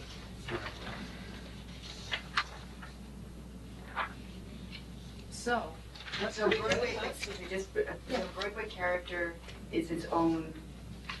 that's the only one. Broadway that character, has right, to- of course, I'm sorry, okay. Yeah. Broadway character is its own. And character, it's everything about Broadway. I mean, The it's, Broadway corridor. Yeah, the whole Street Broadway corridor. Broadway, yeah. that, Yeah, I don't think that The names are isn't that, yeah, those were just like thrown out ideas. discussion document. Right. Right. It's not- Yeah, I mean, it's publicly available, but it's just for us. I mean, one of the concerns I had about Broadway corridor, is that there's the possibility of an immediate change. I mean, it almost happened to Brightview. It's one of the few large pieces of property, and we're trying to, sort of review an overall look at what is left and how it can and should be developed. And there's a possibility that before we get this done, Carafiello could sell to somebody else and something else could come in that we haven't defined yet on this master plan, what we want and what we don't want. But they would have to, if they don't conform to, I agree, but if they don't conform to existing special use permits, Then we just tell them to hold and wait. then they'd have to ask for rezoning, and so that becomes stalled on, We could say we don't want to do it now, because we're doing a comprehensive plan. Yeah, I mean. So it's not a moratorium, but It it's could, a. well, it could, at some point, you know, you may get far enough along in it that you realize that, listen, what we're recommending and we expect the village is gonna go along with will be completely undone if this happens, and if you think it's necessary at that point, you could, impose a moratorium, but it's, you can't just do it. I would not recommend it just because you're doing a comprehensive plan. There might be some point at which you need to. Sure. But there's also more ways to do it. I mean, at some point, it may be so clear to you that you should go in a particular direction, that you can draft a law to head in that direction, call a public hearing on it, and there's a de facto moratorium. So there's ways If to something do like it. right to you, we would say we're not interested in hearing about a zoning change. Well, that was a discretionary zone. Yeah, that was, Yeah, so that was easy, but, Yeah. or would have been easy. right, right. Nothing easy about it. Easy as pie. So, So David, I'm just interested as a set of outside eyes, having known Irvington but not known Irvington, and taking the drive and seeing around, comments about where we are and where we need to go, and Well, I think you have some real challenges. I think the one thing that strikes me is you've got this wonderful Main Street that kind of helps define the village. I mean, there's lots of other things that help, but and what's important to me is to get some feedback as to, you know, how successful do you want to have your Main Street? And I forget who I was with. I made the department heads meeting, and I like to use the Yogi Berra quotes as I can. And one of his quotes is, "Oh, nobody goes there anymore; it's too popular." and so part of when we're thinking about the reuse of the DPW and the garage and promoting tourism and all these things is, you know, how important is that for the village? Because I need to have some direction as we're moving forward. And I think I'm very impressed with the overall character of the history of the village. I mean, one of my former jobs, I was in historic preservation, part of the regional planning agency.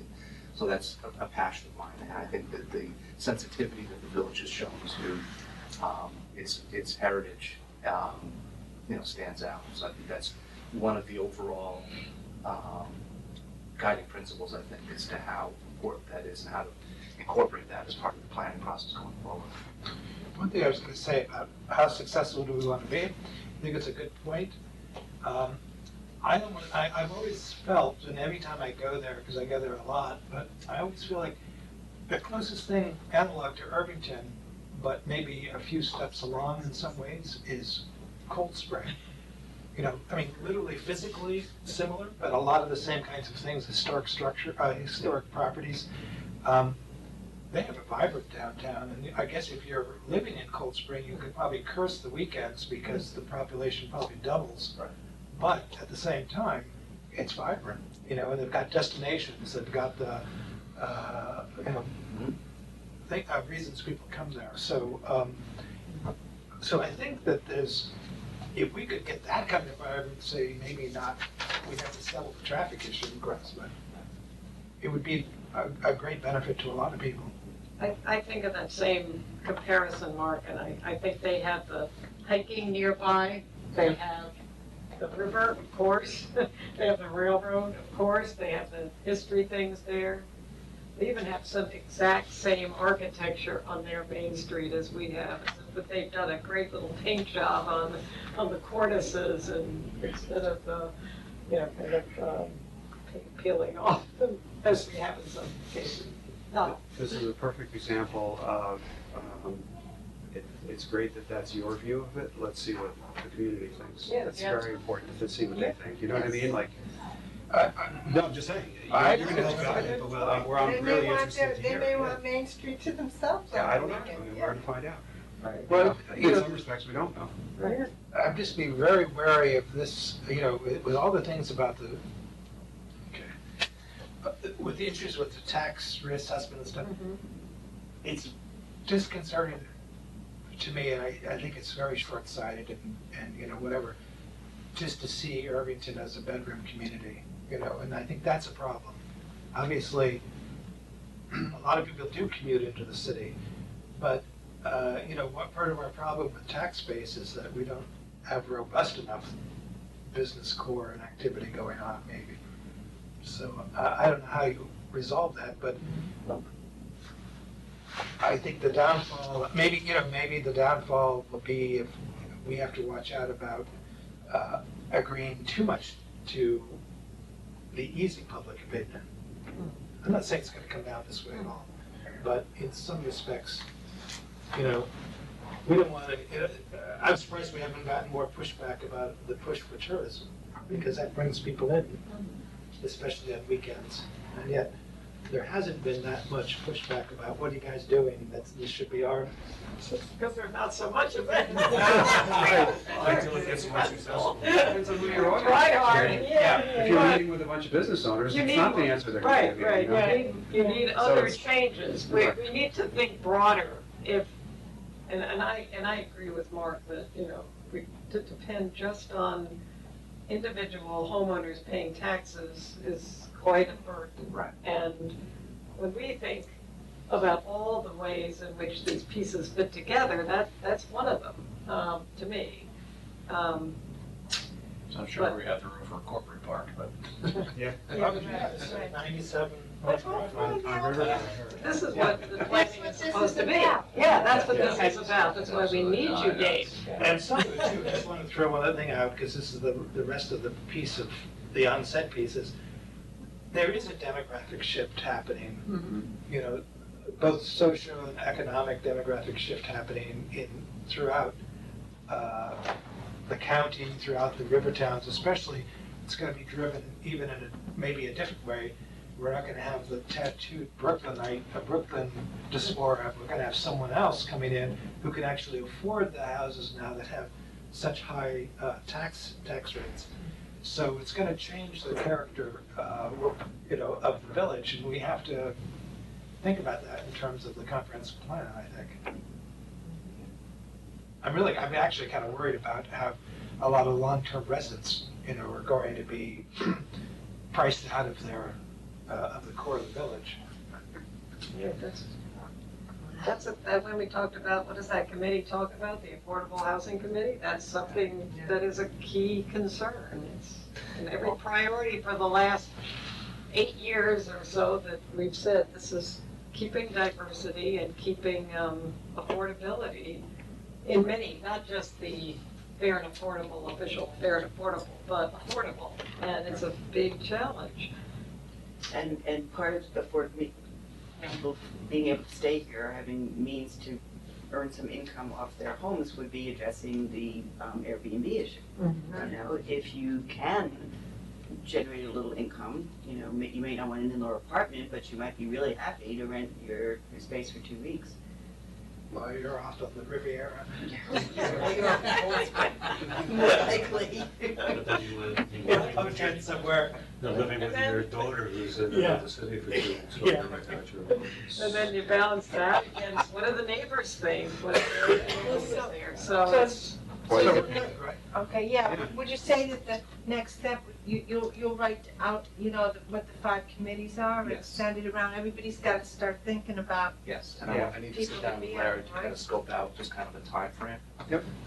And knowing what your schedules are, and then having a better idea of what the kind of organization is going to be going forward.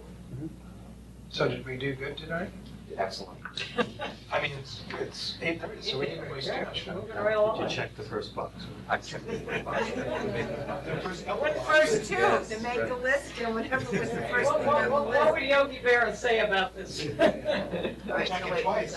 Oh, 5, but here's a little mathematical quantity. We've got 5 big categories now, and there's going to be 8 people on the committee. Oh, I think it was more than one person on a. You can also have 2 on the committee, I think. No, I think, yeah. Yeah, we can figure that out. 2 from the main committee on, Nice. or, you know, more than one person, not always just one person, but So, someone from the main committee on each of the working groups. okay, and some will have 2. And some, like, Right. yeah, 2 working groups. Yeah. Okay. Well, I think there'll be some people that are gonna be interested in being on more than one working group, if they can handle it. So that's the first division is figuring out who's going to Larry, be on Larry what. wants to be on three of them, right? That's the best way of Get getting the rookie, understanding. get the rookie, get the rookie. I was gonna serve an advisory capacity. Actually, it's not 5 groups. It's not a bad idea, actually, to have one trust. Right. And One then trustee on each group, and then the liaisons. Yeah. Yeah. I actually think there should be one trustee. There should be one on trustee on each. each one, I think. Right. at least. Yeah. Did we get all of the, I may be being just too literal, but, okay, all of the recreational resources and the parks and stuff, is that, what group does that fit into, or Yeah, does that's a it? good question. Or does it not require any change from our We didn't current have that thinking?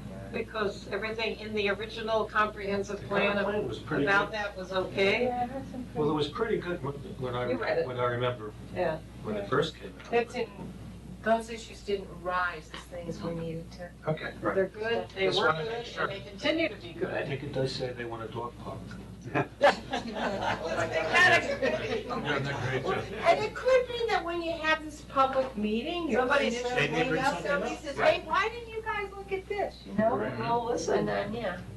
sure. So do we want to say now who's going to be on what, or we want to wait till these? Now, let's see the groups get list. formalized? Give the list and then, I think you should be thinking, not just for yourself, but you should be thinking about The three or four other people that you know would be interested in some of these areas. I mean, Yeah, there's nothing that's- stopping you to from me, that. that's the trickier Yeah, question, that's your coming homework. up with That's the serious, right yeah. people for the working group.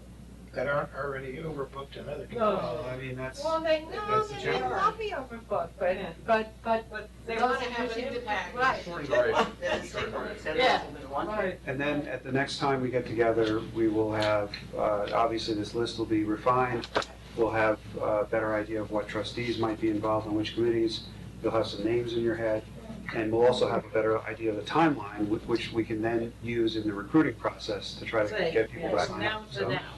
So, we'll be able to say with certainty that it'll be a, 3-meeting, 6 to 8 week engagement, or 3 or 4 meeting, 6 to 8 weeks, or something like that. So- Whatever the number is. Does that mean that after your guys talk, we'll have a target date for the comprehensive plan? I would think so, yeah. Absolutely, yes. So it's not gonna be off in the distance? No? No, it's, I think better, you've got momentum. Objects that come closer than, Yes, right, exactly. I don't think this just made me think of something, I don't think it changes anything, but I'll throw it out here. We didn't say anything about, just like we didn't say anything about the parks, because that was all right. We didn't say anything about the arts and the theater and, how much that's part of the village. I guess because we don't need to, right? I don't know what's in It's the not to plan. say it isn't, it's part of tourism, it's also part of Main Street and business revitalization and how much that plays a role in the village. There are a lot of, well, that would probably Yeah. be in the description of the village, right? I mean, More or less, we could fold that into one of the discussion groups, as a, or the philosophical underpinning of it, the cultural aspect of being in the village is Yeah. important, just like other aspects. it's But is there something that has to be done? Yeah. I guess I'm more goal-oriented. It's not like, right. we We're have doing an to- update, not a redraft. Right, So- that's what I'm so- saying, so you might Right. wanna have a statement about it in the comp plan, it's not like it's a problem, it's No. not a problem, we just, We want to continue to do. Right. this is- It's a help to things, and it's a, how do you use the resource of our theater and artists who live here and people who are drawn to the river towns because they're interested in art and dance, and this is the kind of place, it does seem to be that kind of place, the river towns, and Irvington specifically. Remember what To action? play that up. it defines it, that defines its character, Yeah. but it isn't anything you really need to do. If you wanted to rezone North Broadway to be your, Arts center. cultural Yeah, arts right. center Your district, district. that's a different story. You know what I mean? There's not Yeah. an action point, but it's a background. Or if you needed a town hall or something, Right. the town hall theater, but you've got one, and, So it definitely comes into revitalizing business district, because theater is connected to the economy of Main Street. So in that way, it's part of a, I Right, mean, right. It's not changed. No, it's not gonna We don't need a change. code but change. it's probably something that'll be part of the discussion. But we also have the project underway for Theater Yeah, Plaza and right. the funding project that may or may not start to get for the grand entryway, the Mhm. New York. So that's all should be, Yeah, understood. so Dave is pretty aware of that, I guess, the. Well, let's, look, I mean, if you have thoughts about some of these other areas, we should go back to the comprehensive plan as it exists now and see what is said about those things. Right. If it says that, the, Who cares? no, if it's not mentioned, then it should be mentioned. If it's mentioned and it says that we're supportive of the arts and we do things that do support the arts, then that guides these projects, that guides the money that you put into making a new entrance, it guides all of that. So that's what you want, but that's not, that may or may not already be there, but that's probably the extent of it. It's a description of what you're supportive of. Yeah, that's a good Right. point, though. So besides the working groups and the conclusions or the recommendations that the working groups make, the board will also have some input into describing the village and describing the character of the village. I mean, you'll draft something and I'll be able to respond, and Connie, you would say, hey, listen, you really should discuss the arts, it's an important part of the village, or you really should discuss tourism, because that's an important part. It kind of defines the village, but you don't need a working group on it. So it doesn't mean it won't be in the comprehensive plan, but it's probably not gonna be part of the recommendations. Right. Unless, something might come There up. might be something It's- good, but Yeah. maybe it won't. Yeah, just like we talked about with diversity in housing, it's an overall commitment and overall guiding Yeah, affordable principle, housing's another point, yeah, but we don't need to do anything about it now. yeah. But we know that's in there. That I recall, that we know it's in the old. And like parks, maybe. And the parks was too. Very important, but maybe it's fine. Okay, I just wanted to. Very good, so I think we have clear next steps and meet again soon. Thank you for your Good, patience. we made a list. Yes. Checking it twice. Yeah. It's good to see you. Hope I don't see you at Merry Christmas. You too. Happy New Year. Right. You wanna hang around for solar panels? Probably not. I get out of here. Oh, no. Sure will. Right. Thank you. All right, we'll be in Bye, touch, Dave. Dave. Thanks. Stay now. Abstain from the Good, video. thank you, Mary Ann. Special I am too, interest. that's it. Zoo. You want me to kind of take the lead on? Yeah, Review of solar panel guidelines. Hold on, Larry's gonna hand out. New pages? I do, yeah. All right, so, And then at the very end, I have one other thing. Are we going to have a Right. council session? Are we? Are we in terms of it's probably. No, What do we, in terms of like the, You have all. we're talking about the demolition code.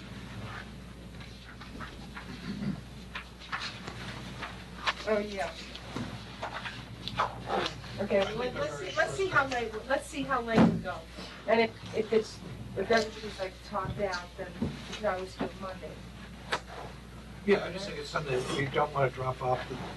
Maybe you could make a note to yourself, so, because I'll forget my note. All right, you know what I did? I talked to Larry this afternoon. What I went through was the draft. I had some comments since the last draft. I'd like to go through them and tell you the changes I think should be made. Then we'll go through each of the sets of comments from the fire department. And a lot of them won't take very long. Okay, on the This is on, you should all have the draft attached to the yeah, agenda, right? look at the guidelines first.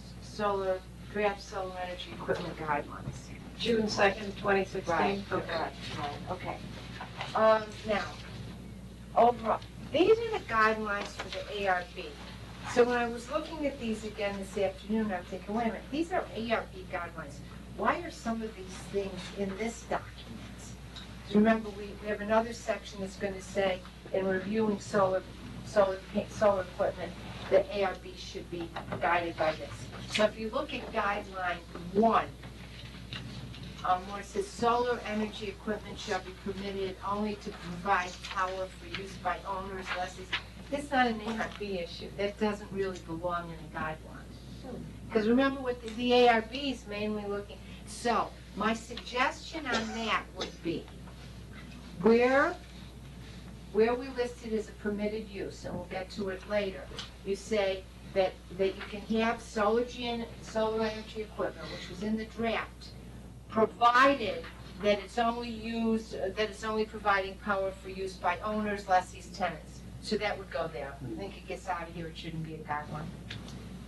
All right, so we're taking out number one. We're taking it out and we're putting it in actually in the substance of the code, Okay. rather than. That goes in the code. Because It's not a it's guideline, it's It's a- right, it's right. not an ARB I issue. just ask one question The about that code specific item. itself is the way I'm saying it, right? Or is that too much detail right now? On that item, well, no, because I think the hope was that after tonight's meeting, I would redraft this and we hold a public hearing, So right? how does, Okay. it's not gonna happen right now, but how does microgrid fit into this, where there might be, well, I'll explain the question, and then you can tell me if there's any hope in hell. There may be arrays on someone's roof that are there generating power for the microgrid, which is shared across the community of subscribers. Yeah, So, we'd have to make a modification to allow it. well, that's all I'm asking, is, Okay. That's a good thing to But I think think it's, about. yeah, but it's not worth worrying about now. I think it's too hypothetical. Okay. And when you say it's only for the use of the individual, it can still, if there's excess, it can still be used the way it says here. Yeah, this would say exactly the same, only it would be someplace else in the code, it doesn't belong in the guidelines. Gets rid of solar farms, this is Yeah. what this does. This is to prevent, right? this is to prevent Yeah, microgrid. this section, we all agreed on this section, it's in there, I'm just saying it's in the wrong place. Okay. Okay, so let's go. Two, I think is in the wrong place. Solar energy equipment shall be considered to be structures for the purpose of compliance with all village laws. Yeah, that should That's be, code, it yeah. doesn't, I don't think it should be there. What I would, however, suggest, and here's the change, this is a different amendment, that kind of not intuitively, our code refers to all of these things as buildings, not structures. So you gotta go and look at the definition of building. The term building shall include, and right now, the building department properly is considering these solar equipment as building, as a structure of building, because it's a combination of materials forming any construction.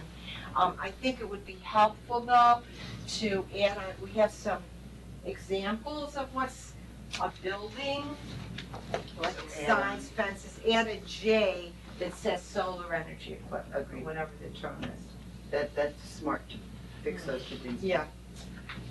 So I'll add that after I. Okay. Solar energy equipment? Okay, I'll send this stuff out. Okay. So then two would come out, there's not gonna be a guideline. So it anymore. moves, right? Okay. Okay, so then three I think is fine, four is fine, five is fine. Nobody had comments on this. Five, to the greatest extent practicable, solar energy equipment shall use materials, colors, and textures designed to blend with the structure to which it's affixed. And I just was thinking, do you think this is worded adequately to encompass, like using solar roof tiles, some of the new technology we've seen recently? I think that would be covered by this, don't you? That if somebody had the chance, they had a clay roof and they had clay tiles, they had solar tiles that look like it, I think this would cover that. Standard of blending, I think. Right. Well, the other thing, Because I know that discussion has come up lately, and to my mind, five would cover it. the Without other thing you having could this, add is, maybe to six, to make it clear, is that, the preferred, maybe we need to make a statement about a preferred, especially for south facing, or not south facing, street facing would be zero, I don't know what the word is, Zero visibility. Profile. zero profile equipment, which would be only, roof tiles and that kind of stuff. You know what I'm trying to say? I know what you're saying, do you want to, I mean, that's I think a, that's, I think that's the preference. it's a preference, And I I think mean, it's gonna become more and more common. I think it's a preference. I don't think it's, I don't know how much, I mean, that's fine with me, but I don't know, that doesn't seem to be where you guys were going before. Yes, it was. We don't want to have, I think we're very much against solar array structures, even if they're only 6 inches off the roof. It still creates a complete, the shadow lines and all but these arrays that are built as replacement roof tiles don't have that same characteristic. All right, so then, tell me what you want, because it's completely different from this, so that never came up before. We just talked, no, It didn't. no, I it don't did think not. it did. And I No, you wanted to acknowledge get- that it's out, you acknowledge that it was out there. Right. The And you concern acknowledge was it that, was- in might fact, be you too wrote a picture, expensive. remember? You wrote a Yeah. picture Yeah, early on, and showing what it could look like, but it's not available yet, and Right. so you all kind of acknowledge that a lot of this discussion may, if you're lucky, will become moot at some point in the Right. future, but you weren't there yet, so that And was it the was only after extent. that meeting that you circulated the second picture that was Right. really, so that would be adding, I think that would be added something, but what do you want? So I wasn't there for this discussion.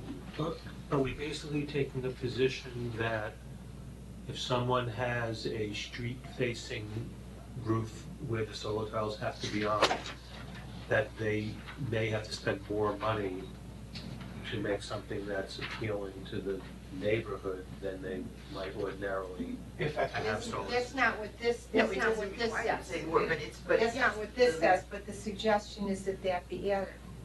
Well, I think the problem is Yeah, that, but I don't think, but see, Janice, you have to recognize that if you say it's preferable to, use it, what do you call that stuff? solar oh, the tiles, Solar tiles, it's preferable to use solar or tiles. equivalent technology, That- yeah. You probably, the ARB is gonna require it, I would think. Well, for south-facing, because they're not going to approve Not south anything. facing, street Street facing. facing. They're not going to approve any, they won't approve any street-facing array that's, right now, they're not approving them that are raised from the roof surface. Well, I don't, okay. That's not what. The code doesn't, that's not what the code says, and that's not what, I'm Because the fine to argument make the is- changes, well, the but that's a argument big is- change is from what we because the discussed last impact- time. The argument is not so much, it's the impact of the, impact on the neighborhood, the character of the neighborhood, I think is the argument. but I Right, think, but I think if you would, just 1 second, Jan, because this is really a threshold issue. I understand If that.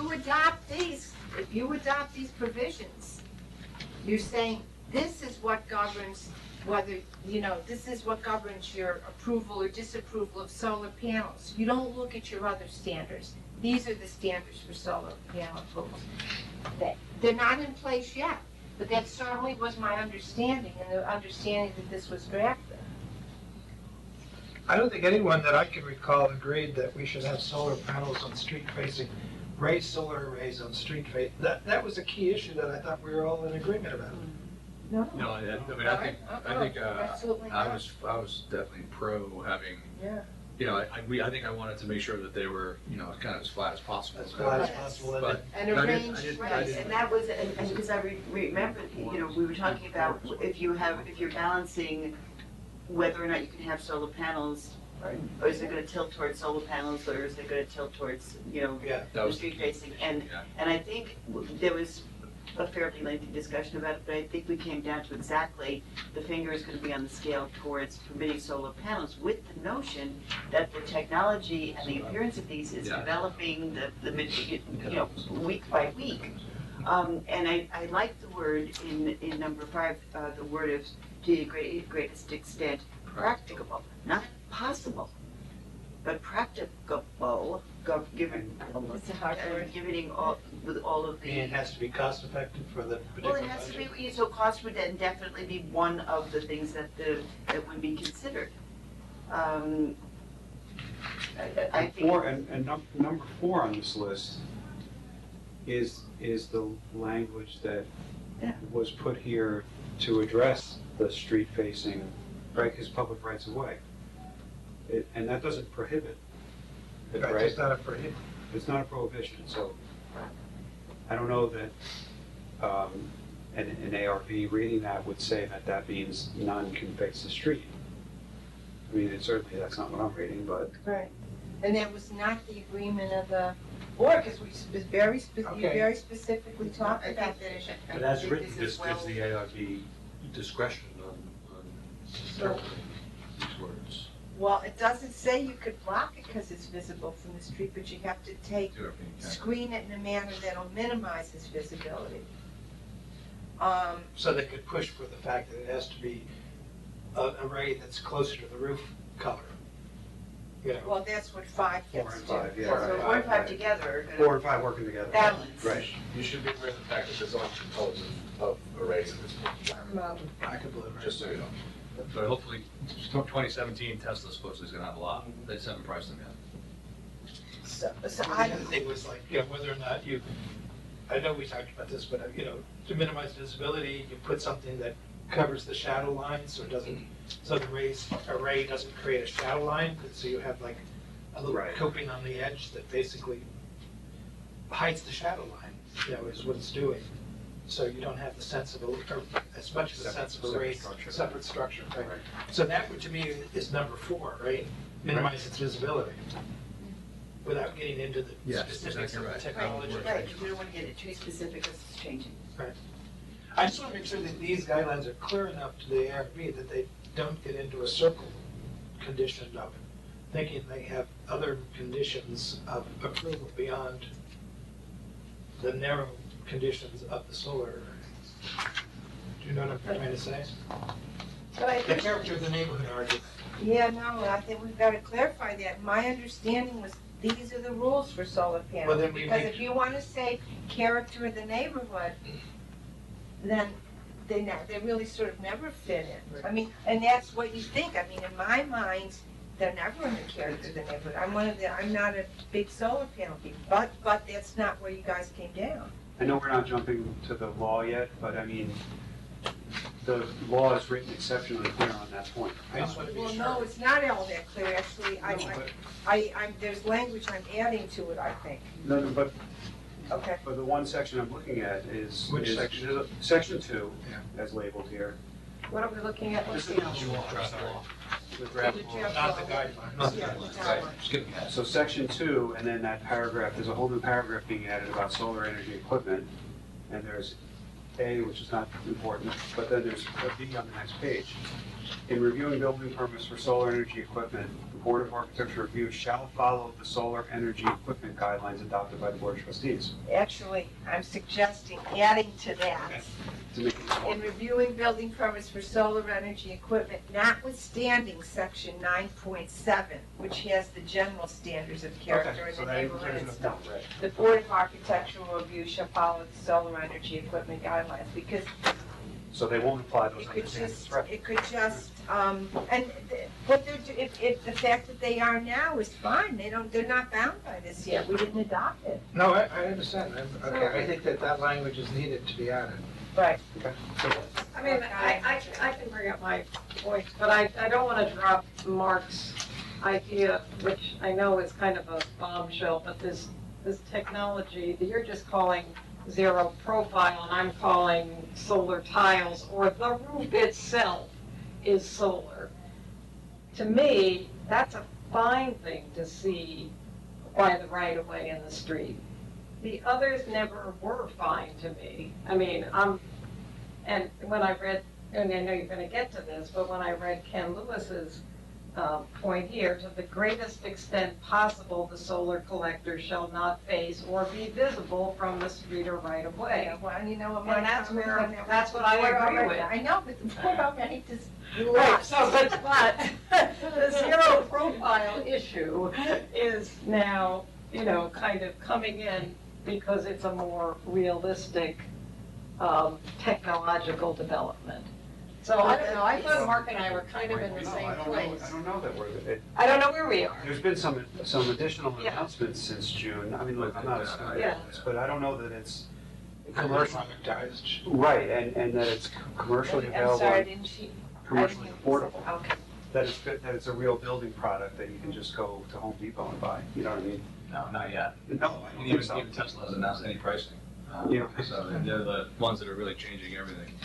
That's something that might be practicable, the best practical thing today, It might be 5 Something- years. and a couple of years, something will be far preferable. To the greatest extent possible. Practical. To the, but, now, all right, so that's practical, what we're saying, what Ken Lewis is saying is possible. To the greatest extent possible, the solar collector shall not face or be visible from the street or right of way. So it's the same. We never, no, that's different than here, because we never No, no, no, said no, that no, it couldn't face the, Possible, it's the same thing. yeah, but it never said that it couldn't face the street. I mean, Right. we had the discussion, and I know that there were people who wanted it and people who didn't, and, majority, You came down in the middle, which is you're We do have a new board member now. Yes, we do. I mean, you're allowing it, but it's gotta be, the view has to be minimized. I mean, that's the compromise that was made, or whatever the wording was. And I'm comfortable with that. I'm still not comfortable with it. I'm sorry, what did you say?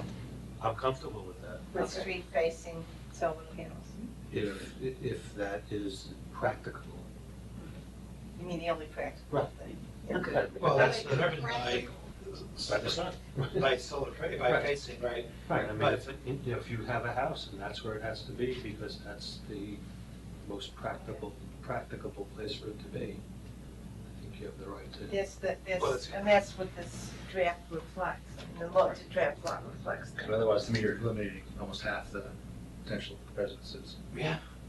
At least a quarter, anyway. So, Gotta do the So I guess- calculation. so Mark, where are you with this? But, Well, I mean, I know we came to this before, but I just, I I'm mean, just hoping that a lot of this shit doesn't get installed until the new technology. well, that's my concern too. Because I But you think, can't hold, but we had this discussion. I know. Right. We We Things need have to changed. wait until it's developed to a level where it's invisible. That would be wonderful. And That's to not say, what I no, said. no, I know it's not what you said, but the logical conclusion is kind of that. Some mythical point in the mythical future where things will be more acceptable from street facing, or allow people to move ahead with all of these guidelines, very clearly controlled right, way of doing it that promotes I energy was just efficiency. indicating a preference that I would hope that not a lot of these get installed before the technology is available. Okay, that's a hope. I hope That's so what we too. could have been. Okay. I was answering Connie's question to me, Yes. which was, where do I stand Yeah. on it? And I was Yeah. trying to say that I don't think we can block the technology, but I think we need to hope the technology comes into line Sure. before, you know, Well, Yeah, and I think, and frankly, if by the end of 2017, the Tesla thing works out and it's a similar price, maybe we go ahead and say, we change this, so we say that You now know it what has to else? It becomes affordable. People are gonna Yeah. prefer doing that. People are They're about to gonna get a new rather roof. have. I just got a new in those roof. things, you I'm know? not doing it because I don't want something suspended above my roof. What am I Yeah. doing when my roof has to be replaced? So, Yeah. you know what I mean? Yeah. On the other hand, if I had tile, anyway. Right, okay. did we say something here, just help me out here. Did we say something that we wanted to be sure that did the minimum damage to the structure when it was being installed? Didn't we say something to that effect? No, I remember talking about it. I don't know. well, I know you're gonna get to this, because there's the maintaining it and when, the other comments, but I mean, to me, that was the whole notion about, especially in the historic district areas, that we wouldn't want them to do physical damage to the house. I don't think you have any choice when you put those things on. They're just bolted to the roof. I don't know, that wasn't my understanding. Well, it's your house, so if you're damaging, if you're, Hold it's on, on you. I don't want them to cut a cornice, for instance. yeah, that's, The equipment shall be in irregular in shape and Where arranged. is, where, I'm sorry, Yeah. 6E. Yeah. Equipment shall be irregular in shape and arranged in a pattern that matches the general shape and configuration of the roof. It is mounted and shall not damage or obscure character defining features. Right, I think that's- what you were- That's character what I'm defining, referring to. okay. That's in there, That's but in you there. said, talked about damage to the roof. No, that's No, not. no, because I didn't mean the roof, I meant the roof line, the Oh, yeah, no, characteristic. that's in there, Okay, that's in yeah, there, yeah. okay. Well, let's go back So you have the to, boulders on the roof. Yes, okay, all right. okay, 6A. All right, on a pitched roof, the equipment has to be mounted flush. Since I drafted this thing, I read a bunch of stuff that was sent on to me. Two of them were actually good. I mean, more were good, but two were particularly good. And one of them had a suggestion that it was on the front of the house, it has to be mounted flush. But if it's in the rear yard, it could come up. I don't know. I think there's some advantage to it coming up. Yeah, because you've got to have the angle based on the, Right. your So So- not street facing would be angled. Right. So do latitude, sorry. do you care? Would you care if it's a rear yard? If it's That- not in street the- facing? Well, what about the other neighbors or the people who look across? I mean, you don't have to be on the front facing, there can be a neighbor behind you. But you still got to screen and you got to prevent glare and all the other kinds of things. But yeah, if it wasn't street facing, I wouldn't care that much about it being flush. And plus, it can't ever be higher than the ridge line, right? Right. So then how would we change this to reflect that on a pitched roof? Well, then, That's what I'm you would saying. say on a pitched roof in the front yard, it Right. has to be Okay, mounted street flush, and if it's street facing, but if it's not. So I'll add I'm a not provision. sure Okay, I'm you know what, I'll concerned put about it in other the people draft, I'll put it in the draft and you looking can, at it from other directions and houses that are all right, well, behind and over, why change it? okay, but I guess the question is, how restrictive is that it's gotta be flush mounted? Does Well, they anybody just know? don't have the same efficiency, that's the problem. Uh-huh, all right. I'd like And to, what you're doing by flush mounting, but they're never really flush mounted, what it Yeah, means they're is 6 they have to but, be, but we say they they can't be in more the than same 6 plane inches as- above, right? why don't we wait till the public hearing and let somebody push for that if they think that's not the direction I well, want. because the Why don't you issue just draw a is, poll here and move on. the issue is on this one is that if you don't get the efficiency, you end up having to have a larger array. Yeah. So you end up having more of the roof covered. But the issue is what to do with the non-front yard facing panels. Right. Can we do a straw poll? and Right, just- I say- So do we include or not include? That's I the say, straw poll. we don't change what's there now. So We- no we change for Right, for the non-street rear. I say we do change it for the rear. I say we do change it. do, okay. You lose. Mark, Change it to what? No, Mark did not. Oh, No, Mark was right. Mark, oh, Because I go think on. that they still got to It screen it says to the that greatest in degree. the rear yard, it doesn't have to be what? flush mounted. Change it to I what? don't have the 3 foot, language a right 3 here, foot. Mark, right No, that's below. fine, that's fine. No, there still has to be a maximum angle difference from the roof, and it has to be below the ridge line, no matter what. Yeah, there'll be limits. I just don't have the language here because I didn't know whether you guys like the concept. If you like the concept, don't write language, okay. On B, the only thing I'm adding, on a pitched roof, the equipment shall not extend beyond the highest point of the roof to which it is attached. Because you can have, Another, right. another roof, yeah. you can have a one story No, and a two that's story. important, yeah. Yeah. Okay. That'd be pretty creative, so. Okay, then I didn't have anything except, at 7, I thought about adding, I mean, I didn't think of these myself, I saw them in other codes, that for the freestanding and ground-mounted equipment, which there probably won't be a lot of, add a paragraph that, a requirement that all exterior electrical lines must be buried below the surface of the ground where possible or be placed in a conduit. Yeah. That sounds smart. You don't want them on Surprised we didn't think of that one. Should we go with the swing set in the back? Okay, on 8, Practical. okay, 8. Slides. This really is not an ARB issue, is it? That the solar system must be minimally disruptive to existing vegetation? I'm not sure where it would go. Well, it's a basic code requirement for solar panel installation, it's not, right? I mean, you're talking about, you gotta remove the least amount of vegetation, and then you've gotta, and then you've gotta probably have some replant. So it's not really site. It's right there, yeah, right at the regular, in the. But it doesn't, see, the problem is it doesn't go for site plan review. Well, there may be a It's only landscaping this, and it's aspect. only coming here, so. There may be a landscaping aspect. Well, it's like going to the building department. And the air. So if it's in the code, they would have to follow. Yeah, but right now, yeah, it's not, we may have to write a whole section in the code for solar panels where we include some of this stuff. But I don't think it belongs here. It's not a guideline per se. No. No. It just So has the to- thought is fine, but where it goes is. Okay, let me Where? find another place, okay. Okay. And then the same thing with this, Nine, all yeah. solar energy systems must be installed by a qualified. Yeah, that's not a guideline. Okay, I did It's not discuss those with that. It could be. That goes somewhere else. Either it goes somewhere else, or it could be in the state fire code. Right, and he may have it covered on his checklist anyway, so. Yeah, but that checklist, Maybe. that's another thing. You know, I understand. No, but it encompasses other laws that Yeah. apply to this. Right. Okay, so then, the draft law itself, the draft local law, okay, the changes I would make on that were on B, what I mentioned before, the notwithstanding section 9.7, because that clarifies that the ARB can't look at the usual things they look So at. it They makes look at makes all the the guidelines. Right. The draft law. Yeah, like what? So that was, say that language again, it's Notwithstanding section 9.7. Oh, okay. not section In 9. reviewing building permits for solar energy equipment, notwithstanding section 9.7, the board of, the ARB shall follow the solar energy equipment guidelines. The reason that's in there, Larry, is 9.7 are the general standards for reviewing, and they're not to follow them, they're to follow this, okay. Now, is it clear, and I just want to be an idiot here, but is it clear that if it's a mixed-use application, i.e. I'm alternating the house plus I'm putting solar, it could come as a combined application, right?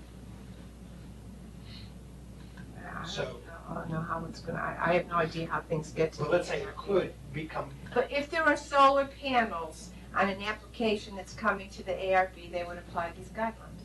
and it's written that, let me just read it so Right, so, that it's written. So I understand, you're saying if DiNardo was putting solar panels on all the roofs, You'd want it to be, you'd want that part of that application. everything except the solar panels. To be, Yeah. they could use, See, I think Ed does require a different permit for the solar panels. It's, because he doesn't even call it a building permit, it's called. Goes in a certificate of completion, right? Yeah, well, that's, well, yeah, that's when you're done. that's different.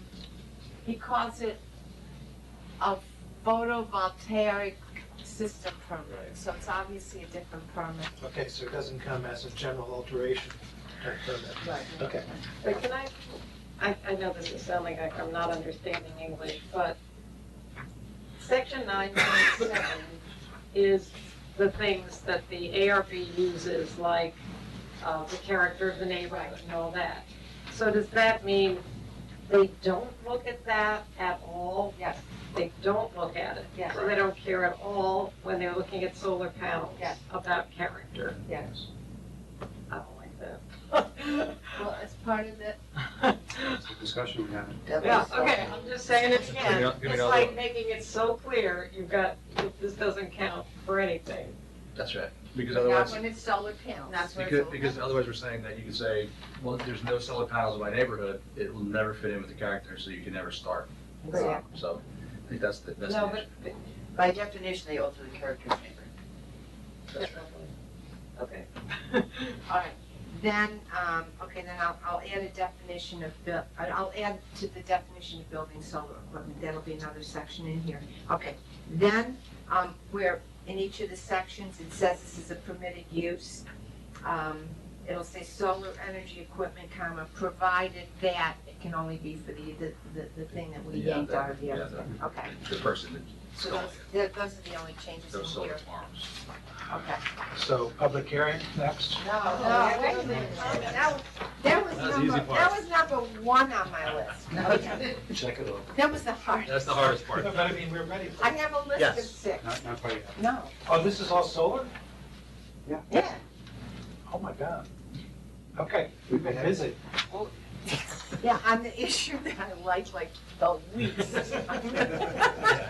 Get it over with. What about sign code? What, I don't mind it. I like solar going to sign code, actually. I prefer sign codes. Okay, all right. Somebody had raised an issue about safety inspections. Now, that had come up once. I did it on a draft, and I was told, to take it off. I don't remember why. I mean, after initial, Take a look. Take a look at this section, the section 14 here that I saw, it was in a Pennsylvania code. I thought it was actually pretty good. This is like post-approval, Yeah, post-installation? once it's up. Oh, I know the thing I had in there was that if it's abandoned, you have to take it down. If you don't take it down, the village could cut it It doesn't down. work anymore, we just leave it on there, kind of thing. Like, Right, and I guess we think we didn't quite want to deal with it because we needed to take the panels off and leave a hole in the roof, and so we just waited, I don't know. But, I don't know if you want a provision like this. This was also, I think, suggested by Ken Lewis, not this particular Oh, provision, but something. I think it's fine. I think we need something like that. I haven't even read it yet, but what is okay, inspection, safety, and removal. Basically, the whole thing is you can't have a fire hazard on your roof, and you can't abandon something and just walk away from it. It's Right, gotta be- okay. Right, I think it's a pretty good But provision. he says if solar panels are not in use or have been abandoned by the owner, they must be removed from the roof. It should be removed by the installer, but that may not be possible. So this addresses that issue. Well, that's included in this. This Okay, addresses even several more. issues. Okay, so that's. But it does include that. And if you think this is a good idea, I think so. This is an active, I'm sorry. No, you go ahead, no, sir. This also addresses Ken Lewis's other point about maintenance of it. If Yeah. if it becomes inspected and it's clear that it hasn't been Yeah, maintained. right? So the point the fire department has made It's not in good. all of this, it doesn't matter, I'm kidding. You know, the point the fire department has made, but I know when I sat in the whole thing about this, they had that special training for all the fire departments, and they had it at the senior center. Was it last year or a year before, whatever. One of the points they wanted to make is that these solar arrays are always active. Yeah. Always. Even if they're not functioning, giving power to the house, as long as the sun is up, they are generating energy, and any part of them is unsafe, effectively, and so Yeah. you have to be very proactive about making sure they're maintained. Yeah. So, Okay, so I'll put that in. Okay, then this is the last of the issues So that this is came up with. it adds, where does it add in the, I'll figure out. okay. And then the next one that I came across, I think it's a pretty good point, and it's gonna sound worse than it is, but it came from this. It came from this article, implementing solar projects on historic buildings and in historic districts. And I know we decided we didn't want any special rules for historic buildings, but I went. There was a model law in there. Can I give you? Oh, yeah. There's a model law in there. It was actually pretty good. And the truth is, when I went through it, most of the regulations that we had were covered. Some of them aren't, like essentially don't put them there, but put them in areas that minimize the visibility from the street and stuff like that. The two I have highlighted, we don't have anything like that, but I don't know if the board would want to include something like that just for historic buildings. well, don't we have that already? Because we have, number 5, I thought we just read a piece of code that basically said you can't, cut into cornices and that kind of crap. Yeah. Never read that. It's 6E on page 3. You might want to tighten it up a So little. maybe that language gets added in where you have it.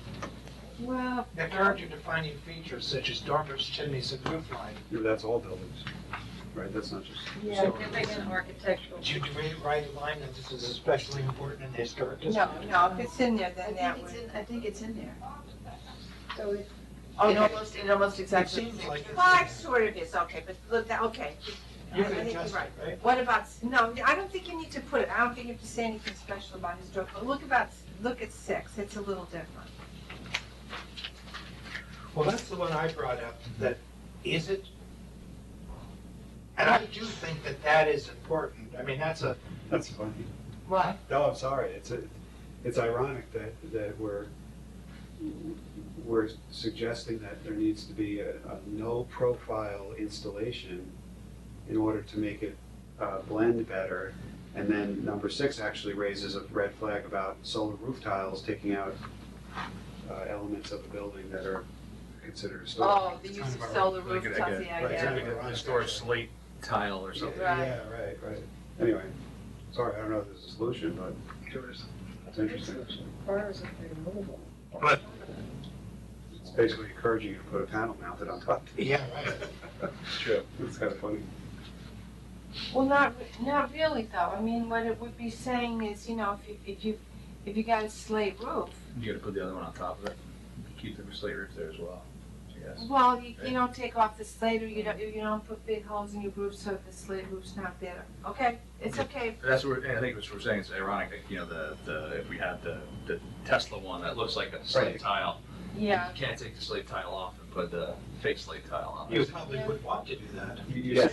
Yeah. Okay, so you don't want this. This is- Okay. Yeah, this is a Got tough it. one. Yeah, because it It's says. tough. Exactly, I get this, when you originally read it, you say, yeah, that makes sense, you don't wanna take off historic elements, but then we're saying that You the just said, technology. you said the cat's meow is having these great slate Yeah. roof tiles. Yeah. Yeah. Yeah. But not, okay. So the only other option is you make them warehouse the historical materials. Exactly. Keep it in storage forever. Okay, so forget I said it. Forget I Having said it. displayed in the library of the school. Okay, just rip that page up, okay. There won't be any room in town hall. All right, next, number 3 on the list, fire department's comments. And their comments pretty, You're summarizing, we don't have to read the whole thing now? You're summarizing the major points. well, the fire department comments, well, there was pretty short. Yeah. Essentially, it was just that the building department, that they should be notified when an application's made, and they should know when a For sure. solar panels are on a roof. But I don't think that needs to be in any law. I think it's something the building department Yeah. should do. Yes, absolutely. And I That's guess a matter the of fire course. department's gonna need to have some process when they're responding to a call that they automatically know. It should be, Yeah, it should Well, be. that's- Organic history, that's what they want, they want to know that. Yeah. They just don't wanna be surprised that this one was just put in last Tuesday and. Yeah. And they probably need to know where the disconnect switch is. Right. But if, I don't think this has to be written in any law. I think there should be communication between the building department and We the just fire have to make sure department. that. It's routine, right. Okay, So that can happen, that communication, we can. okay. Not- So then Ed Marin's memo, Ed had 2 comments. One is that the notification will be burdensome, and because right now they don't do it. And then second, it should be a certificate of completion rather than a certificate of occupancy, so I'll make that change. Oh, okay. Did we handle Ken Lewis? No, No. He's 5 on my list. Okay, okay. Okay, now we're up to Ken Lewis. 7 issues on Ken's thing that I marked. Okay. 1, and maybe Mark, you understand this, or somebody understands this. What does he mean by the solar hot water? Isn't that included in heat? You know, Solar hot water are basically arrays that are not necessarily generating electricity, but are heating water through pipes, but they can look quite the same. yeah, but we say, if we define it as solar energy system is a system, a solar thermal system, or any other system by which Well, solar thermal energy system is used to generate electricity or heat. Right, so a thermal, electricity, heat, or hot water, I guess you could say is the third option. Are we talking about solar? Isn't heat hot water? Yes. Yeah, I'm missing that. That's You're what. missing the hot water thing. No, I think it's already encompassed in that, in It's that included, definition. yeah. Yeah, I think. Now, Rick, were you saying something different? No, the heat, like you need the heat to create the hot water. Yeah, that's what I they're think, doing. okay. It's part and parcel. So it doesn't need to be mentioned separately. It's covered. I don't. It's covered. Yeah, Where is okay. I'm sorry, where's that line that you have? It's at the top of page 2, it ends up at the, Solar energy system? right. Electricity or heat. So in other words, solar hot water is included under solar thermal. It's heat. Well, no, it's heat. It's the heat part, yeah. Yeah, that's what I Yeah, the thought. panels, You can use heat. the panels don't generate electricity. The panel, you put panels on your roof and you run some tubing through it. Yeah. So like when people use it for their pool, for example, you pump the water out of the pool, it goes through the tubes, it heats up there and it goes back into the pool. But the collectors are like these black, they look like solar panels, I guess. They just don't generate electricity, they just generate focused solar heat to heat up the water, that's all. Okay. Okay. But they still look the same, so if that's what you're worried about.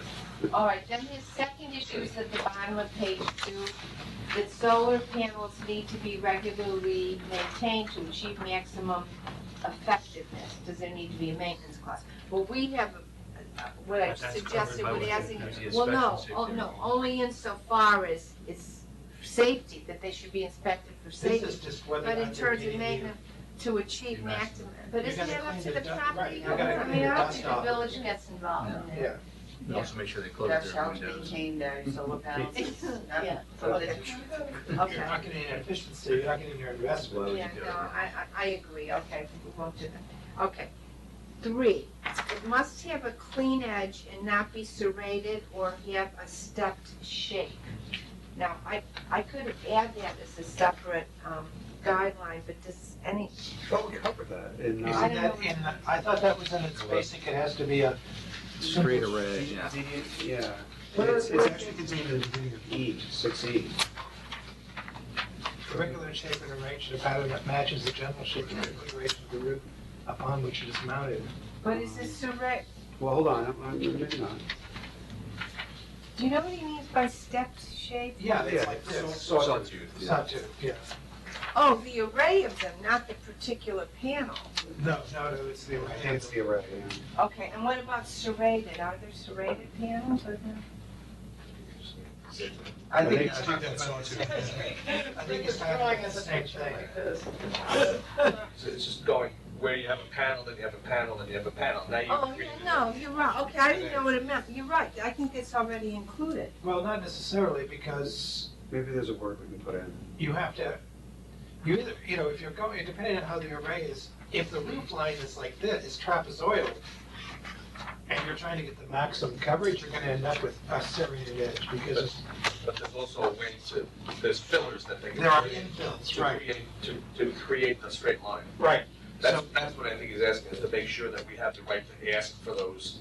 If in fact there's no other way to do it, So it seems to me there needs to be something added to 6E about that to guarantee that fillers can be requested. Regular shape and arrangement that matches the general shape and configuration of the roof upon which it is mounted.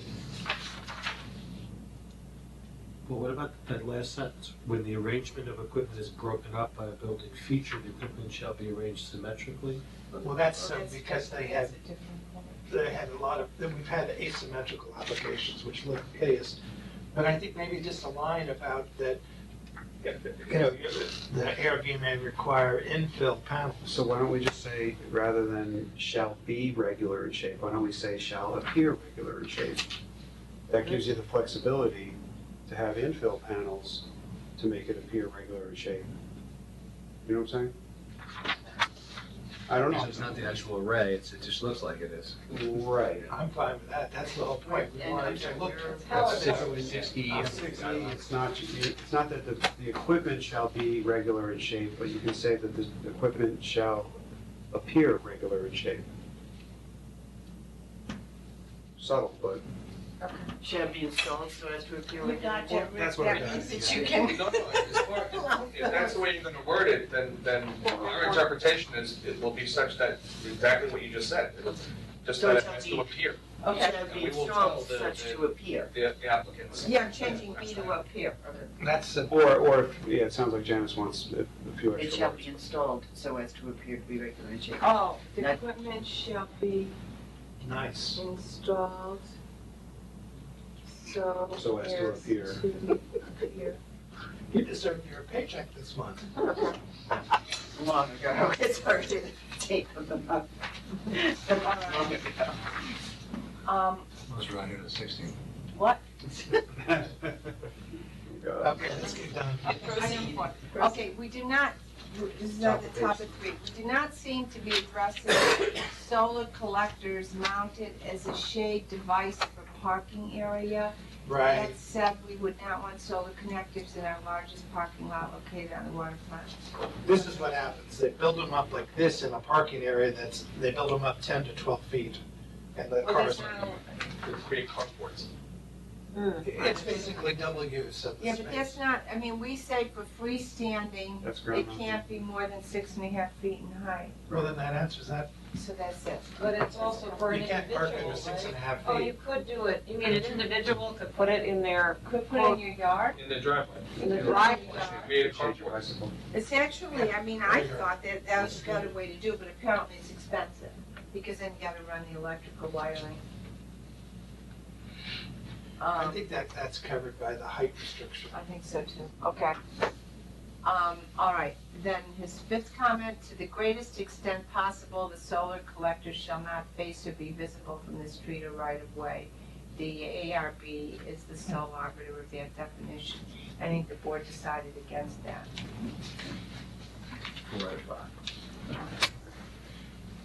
All right, 6 is on the bottom. I like it. Solar converters, transformers, panels, conduit, or other appurtenances shall not be attached to the front of the structure to the maximum extent possible. They shall be located within the house. So if everybody likes it, I can just add that. I do have one Just question. my question was whether that works. I don't, That's the code. Huh? I think with the exception of the disconnect, that's the code. That it has. It's part of the code, not the What Everything code? has, State Do you mean the state building code? that everything has to be inside the house. I'm pretty sure. Okay, you know what, I'll ask Chad if it's in the state building code, and if it's not, I'll add it. well, I mean, you need to make sure that the disconnect is visible somewhere. And That's, it can't be That's like also- behind. that's covered by the code. That's covered by the code. And it's usually right next to the main power, where the main power comes into the house. It's Yeah. usually located right there, because that's the first thing that the fire department's gonna look at. Okay, well, that makes sense. So it should be, yeah, definitely should be. we'll check with that on all that, that's, Do you know why 6.5 feet above is in yellow? You go up the page, we No. skipped over that. At full extension, it shall not exceed 6.5 feet in height. Just because we were talking about it not being a golf course. as well. I mean, my That's copy 6.5 feet cut is out. highlighted there. Did It is. Ken highlight that? Ken did, yes. We know why. Well, because it's in reference to what he was talking about. Oh, related to the other thing. Yeah. Okay, Well, is 6.5 feet too tall? Is that what he's saying? I don't know. This relates back to the issue of the driveway thing? Or the parking we lot. connected it, but I don't know. I don't think he can, I think he's just saying, is that the right height, would be my guess. I think the reason we use 6.5 feet is that's the limit we put on fences. Yeah, exactly.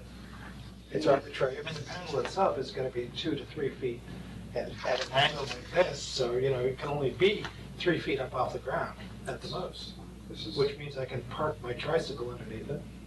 this will be a highly underutilized section of the code. Yeah, it's probably not So gonna be we used, get to okay. worry about The it. ground mounted or not, yeah. I'm just saying. Okay, and then if the solar panels aren't in use or been abandoned, that was covered by the other thing. And, okay, this is the last thing. What are we looking at? You didn't have it there, but Deb Hardwick sent a memo a while ago, and I think it's worth reading her questions and the answers, just to make sure everybody understands it, because she raised some Okay, good we don't have questions. that. No, all right, Okay. All right, well, one question is the ARB to verify at the meetings that the neighbors have been properly notified, or is that handled by the building department before it comes to us? I don't know, I told her to check with that, yeah, I don't deal with notifications. Well, how it's done though is that they actually don't check at the planning board, they check at the meeting. Right, the ARB? No, it said at the planning board, they check notifications. Has everyone been notified? And they ask Sarah. They ask her, Pat asks, but we checked before. Okay. Yeah, and if they have been properly notified, then they're not on the agenda. We see that at our pre-planning board meeting. So the same sort of thing should happen. It should be the Well, we don't ARB. have a staff meeting before the ARB meeting. Right, it'll go the way the ZBA is, which is basically the notification is done and the applicant comes to the meeting and presents the coupons and receipts for their certified mailing. Oh, okay. They're asked to bring them, Yes. oh, okay. Yeah, that's, How would we know if everybody's been notified and responded? Yeah. They just do what I'm saying. If they what? If everybody's been notified and responded. They don't always, They don't always respond. some people don't pick up their certified mail. Well, no, but you, On that, purpose. that's why I changed the you shouldn't have certified mail return receipt was Well, requested okay. anymore, but it really shouldn't be that way, you should just do it with proof, so, yeah, because it's too easy not to pick it up. Okay, So in other words, we're comfortable. well, I don't think we People will need to know. notify, worry about the notice issue. Okay. 2, I assume if neighbors object and argue negative impact, that we can weigh those objections in our decision as to whether to approve a solar panel installation, correct? If not, what's the purpose of notifying the neighbors? My answer was yes, you can consider the substance of what they're saying. For example, the way they're arrayed will cause glare on my patio. Then the task of the ARB would be to try and find another array or location for the panels that would eliminate or reduce the glare if possible. Can't say. They just can't say I just don't like having solar panels across the street. Right. They can say it. Yeah. They probably will. Yeah.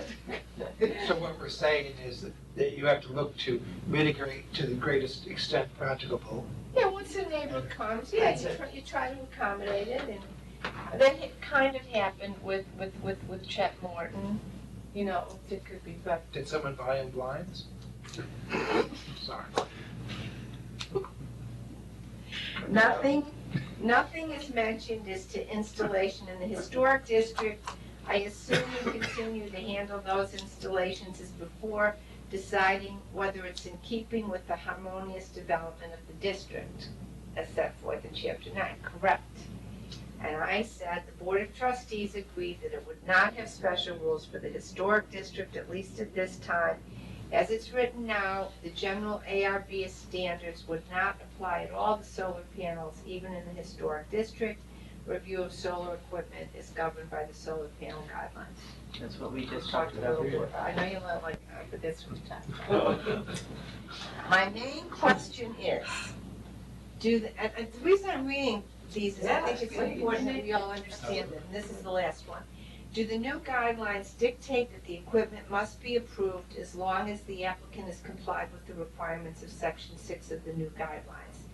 It says on page 2 that the equipment may be mounted provided it meets these guidelines and complies with the following requirement. What happens when a neighbor appears and argues that a front-facing solar panel installation will decrease their property values even though the panels are mounted and aligned in a pattern that comports with the guidelines? Can we still consider those arguments and possible negative impact to property values in making decision? I assume so. I answered that assumption is not correct. Reduction of property values is not part of the guidelines. As I mentioned above, if a neighbor objects to the location and array of the panels, the ARB could try to have them moved or arranged differently to respond to the neighbor's objection. And then I have, in parentheses, all measures should be taken to avoid and mitigate any glare onto neighboring residential property. My understanding of the law as drafted is if the panels otherwise meet the guidelines and, quote, all measures have been taken, and, quote, equipment is installed and screened in a manner that minimizes its visibility from surrounding properties, it has to be approved. Yes. Obviously not Did happy I cover with it. everything with you? It's everything that I have on the email that you sent. Understand it. That's, so, I think I have everybody's comments, I have some changes to make. I do have to talk to Ed, so how quickly I get back to you depends on how quickly I can sit down with Ed. And then I'll redraft it, and then you can have a public hearing. I don't think there was any disagreement on it. I mean, there was disagreement, but I don't think there was any disagreement among four of us, four of the board, and so I don't think we really need to know. I think it would be ready to call a public hearing on it. So the question is, just procedurally, would it be ready to call for a public hearing on the 19th or January 5th? Or do we not want to do it until you actually have the draft in front of you? It's a redraft. Well, I think you should have the redraft in front, I really think Okay, you so should have we'll- the so draft we'll in wait. front of you. And I doubt, I doubt. I'm not putting pressure on it, right? I can do it. The question is whether Ed has time to meet with me. Yeah, I understand. Yes, All right. it's, I mean, if it's Monday or the following. Yeah, was it, yeah, oh, yeah, that's the thing, you're doing the agenda That's fine. Well, Friday. we can announce it on the 5th or No pressure, yeah, exactly. 17th, or whatever the next date is, yeah. Okay. We have all weird dates in January, so. I was just looking at them in my calendar going, Larry, he's right, because it's like all The 5th, the all 11th, and Wednesdays, yeah, 17th. Thursday. Thursday, the 5th, the 11th, and 17th. Meeting, the what? The meeting Meeting calendar, calendar, sure. please. Yeah. You just had to be 3 or 4 times. I did. I was asked for it. And this is the corrected version with everyone's. January 5th. Well, yeah, The there wasn't a lot of input. A I don't Thursday? Jewish The holidays. 5th, Yes, the because- 11th, and the 18th. And then The 11th is normal. You all have the meeting calendar, 11th right? is I mean, I can set, I'll- When we send it Wednesday. again for the new year. When did it, was Well, that on, I don't remember where Karen. I think there's a strange thing because we have, all right, cause I know I didn't get it, because I always write these things in my Okay. calendar. I'll make sure that everyone gets it for sure. Yeah. just, Whoa. just for the record, Read that Wednesday, stands for free. Wednesday the 18th, I will not be at the board meeting. Oh, lucky for Anyone you, is- that's the day of the public hearing. Solar. So it's in a lot. There's like. You just made these plans We're- right to the second. We're jamming it down. And Connie's. I want to be there to speak my mind. Well, there might be more than one, who knows? Okay, what's the next topic? I want to be there. That's it. Oh, No, Defend the just minority quickly. position. This is very quickly. This is just a handout, it's some more homework. Oh, The, remember we need to do some ethics training. So Larry asked me over the summer to, well, the idea, what I did was I wrote a summary of the rules, the ethics rules for each of the boards. Nice. So there's one summary for the board of trustees, one for the zoning board, planning board, ARB, and tree commission, one for committees, one for employees. There's oh, different sets of rules. right. So anyway, these are supposed to be easier to understand, I hope they are. And this is just, when you have a chance, take a look at them and see whether they make sense to you and if you actually understand them. Yeah. So this is a take-home assignment? Yes. Yeah. No, We're we're gonna expecting read to these now. read right now. And I have a few changes. Let's sit and talk, yeah. Let's do it point by point. Um, That's it. I know, as you're reading it, some of it's gonna seem duplicative because it's the same rules for many, but The genesis of this was, as you remember back with the debate about our ethics code and all Right. the other changes we made, that there was a strong request on this board to implement training of Yeah. your people, employees, volunteers, whatever.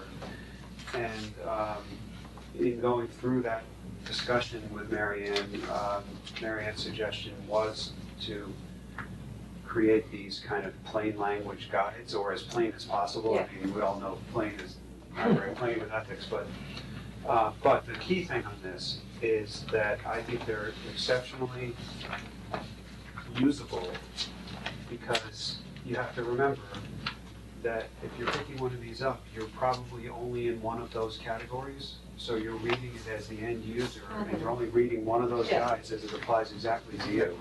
Right. And so you don't have to, you're reading all of them, of course, but, the person who's reading it is only reading for one. So that's important. Right. That really cuts through all that garbage that's actually in the code, which is impossible to follow. Called legalese. Yeah, oh yeah. How do you get around the whole whistleblower problem? The garbage, though, right? Our garbage. There's been a lot of cases, I don't want to say a lot, there've been cases where there's been activity by certain board members that really is borderline, but no one wants to call it because they just feel like it creates backlash. I think there's a provision in the ethics code itself for how complaints get handled. Almost positive that the ethics board is. Whistleblower then. Yeah, but it means filing an ethics complaint. I mean, I don't have it in front of me, so I don't know. I mean, occasionally it's happened when it's been so bad that I thought we could put us in legal jeopardy, and then I've raised the issue, but that's been rare, unfortunately. But one other thing related to this is, at work, we do like almost monthly, we have one or two types of training. It can be on anything from insider trading to attorney-client privilege to not clicking on phishing emails. And there's all different firms that run these things. Yeah, that's smart. But I was looking at trying to find New York State ethics guidelines, which is a little different than our local, but I thought it might be a good thing to make everyone do once a year anyway. So far, I've only found kind of generic ones. I see like how much it would actually cost to have them created specifically for us. And there's one company that my firm works with to see how much it would cost. That would actually have like, maybe like, Like a workshop or or not even, you can do it, you can go home and you log in and you can do whatever you want. It usually takes about 10, 15 minutes and you get a grade and it logs it. And Larry can keep track of every employee, when they did it, their score. You either got a happy face or Exactly. handcuffs. Usually you have to get like an 80, but if you get it wrong, you get to keep going. But it would be like, for gifts, it'd be like, someone that's applying for a variance gave you a bottle of $400 scotch. Is Would that this be okay? okay? And I guess no. And usually there's like a 1 minute thing before that tells you that you shouldn't take gifts, kind of thing. I just think it's a good way we can track it, and then it's an annual thing, or do it twice a year or whatever. And it doesn't take a lot of time, and it kind of checks a lot of boxes. I And bet to you it's make good. sure that we can, Might be. that when we're tracking it, we're making sure that our employees and our Exactly right. volunteers. For employees also, right? Yes. Employees, yes, and volunteers. And So, I don't know how much it would cost to tailor or something like that, but I'm trying to find out. We'll consider it, yeah. Yeah, I struck out my It's a first great idea. shot at it, but it's easy. It's gonna be as controversial as broadcast. Of course, because now we're tracking people's computer usage or something, I don't know. But to me, it's an easy way to show, that we did it, how often we did it. Just trying to get my password, that's what you're doing. Exactly. So we can do it on phishing emails too, might not be a bad idea. But so that's kind of part 2 of this. I think this is the great first step, because we haven't done anything like this that makes it user friendly. And I think you almost definitely have to have that follow-up just so people can, a workshop, or We can do a conference workshop. would be fine. Yeah. Where you, by group probably, but. yeah, you could probably combine like planning board, zoning board. I don't know. You could definitely do Well, that. we have 3 levels, right? Yeah. Basically, there are 3 levels of restraint. Yeah, I really need to go through them right Well, now. no, really- I'm kidding. No, I mean, it's Really like, 4, well, you Yeah. guys, There's 4 employee, it's not levels of restraint, but different employees, which are probably closest to you guys, actually, ARB, ZBA, and then, then everyone else. and Other then volunteers. other committees, yeah. Right. Mark, did you want to raise another issue? Well, okay, I just will raise it very quickly, and then we can decide what to do with it. I Are think, we doing, is this a session with, Okay, good. hold on a second. just I'll make a motion to adjourn. Okay. All in favor? Aye. That was second, and an aye.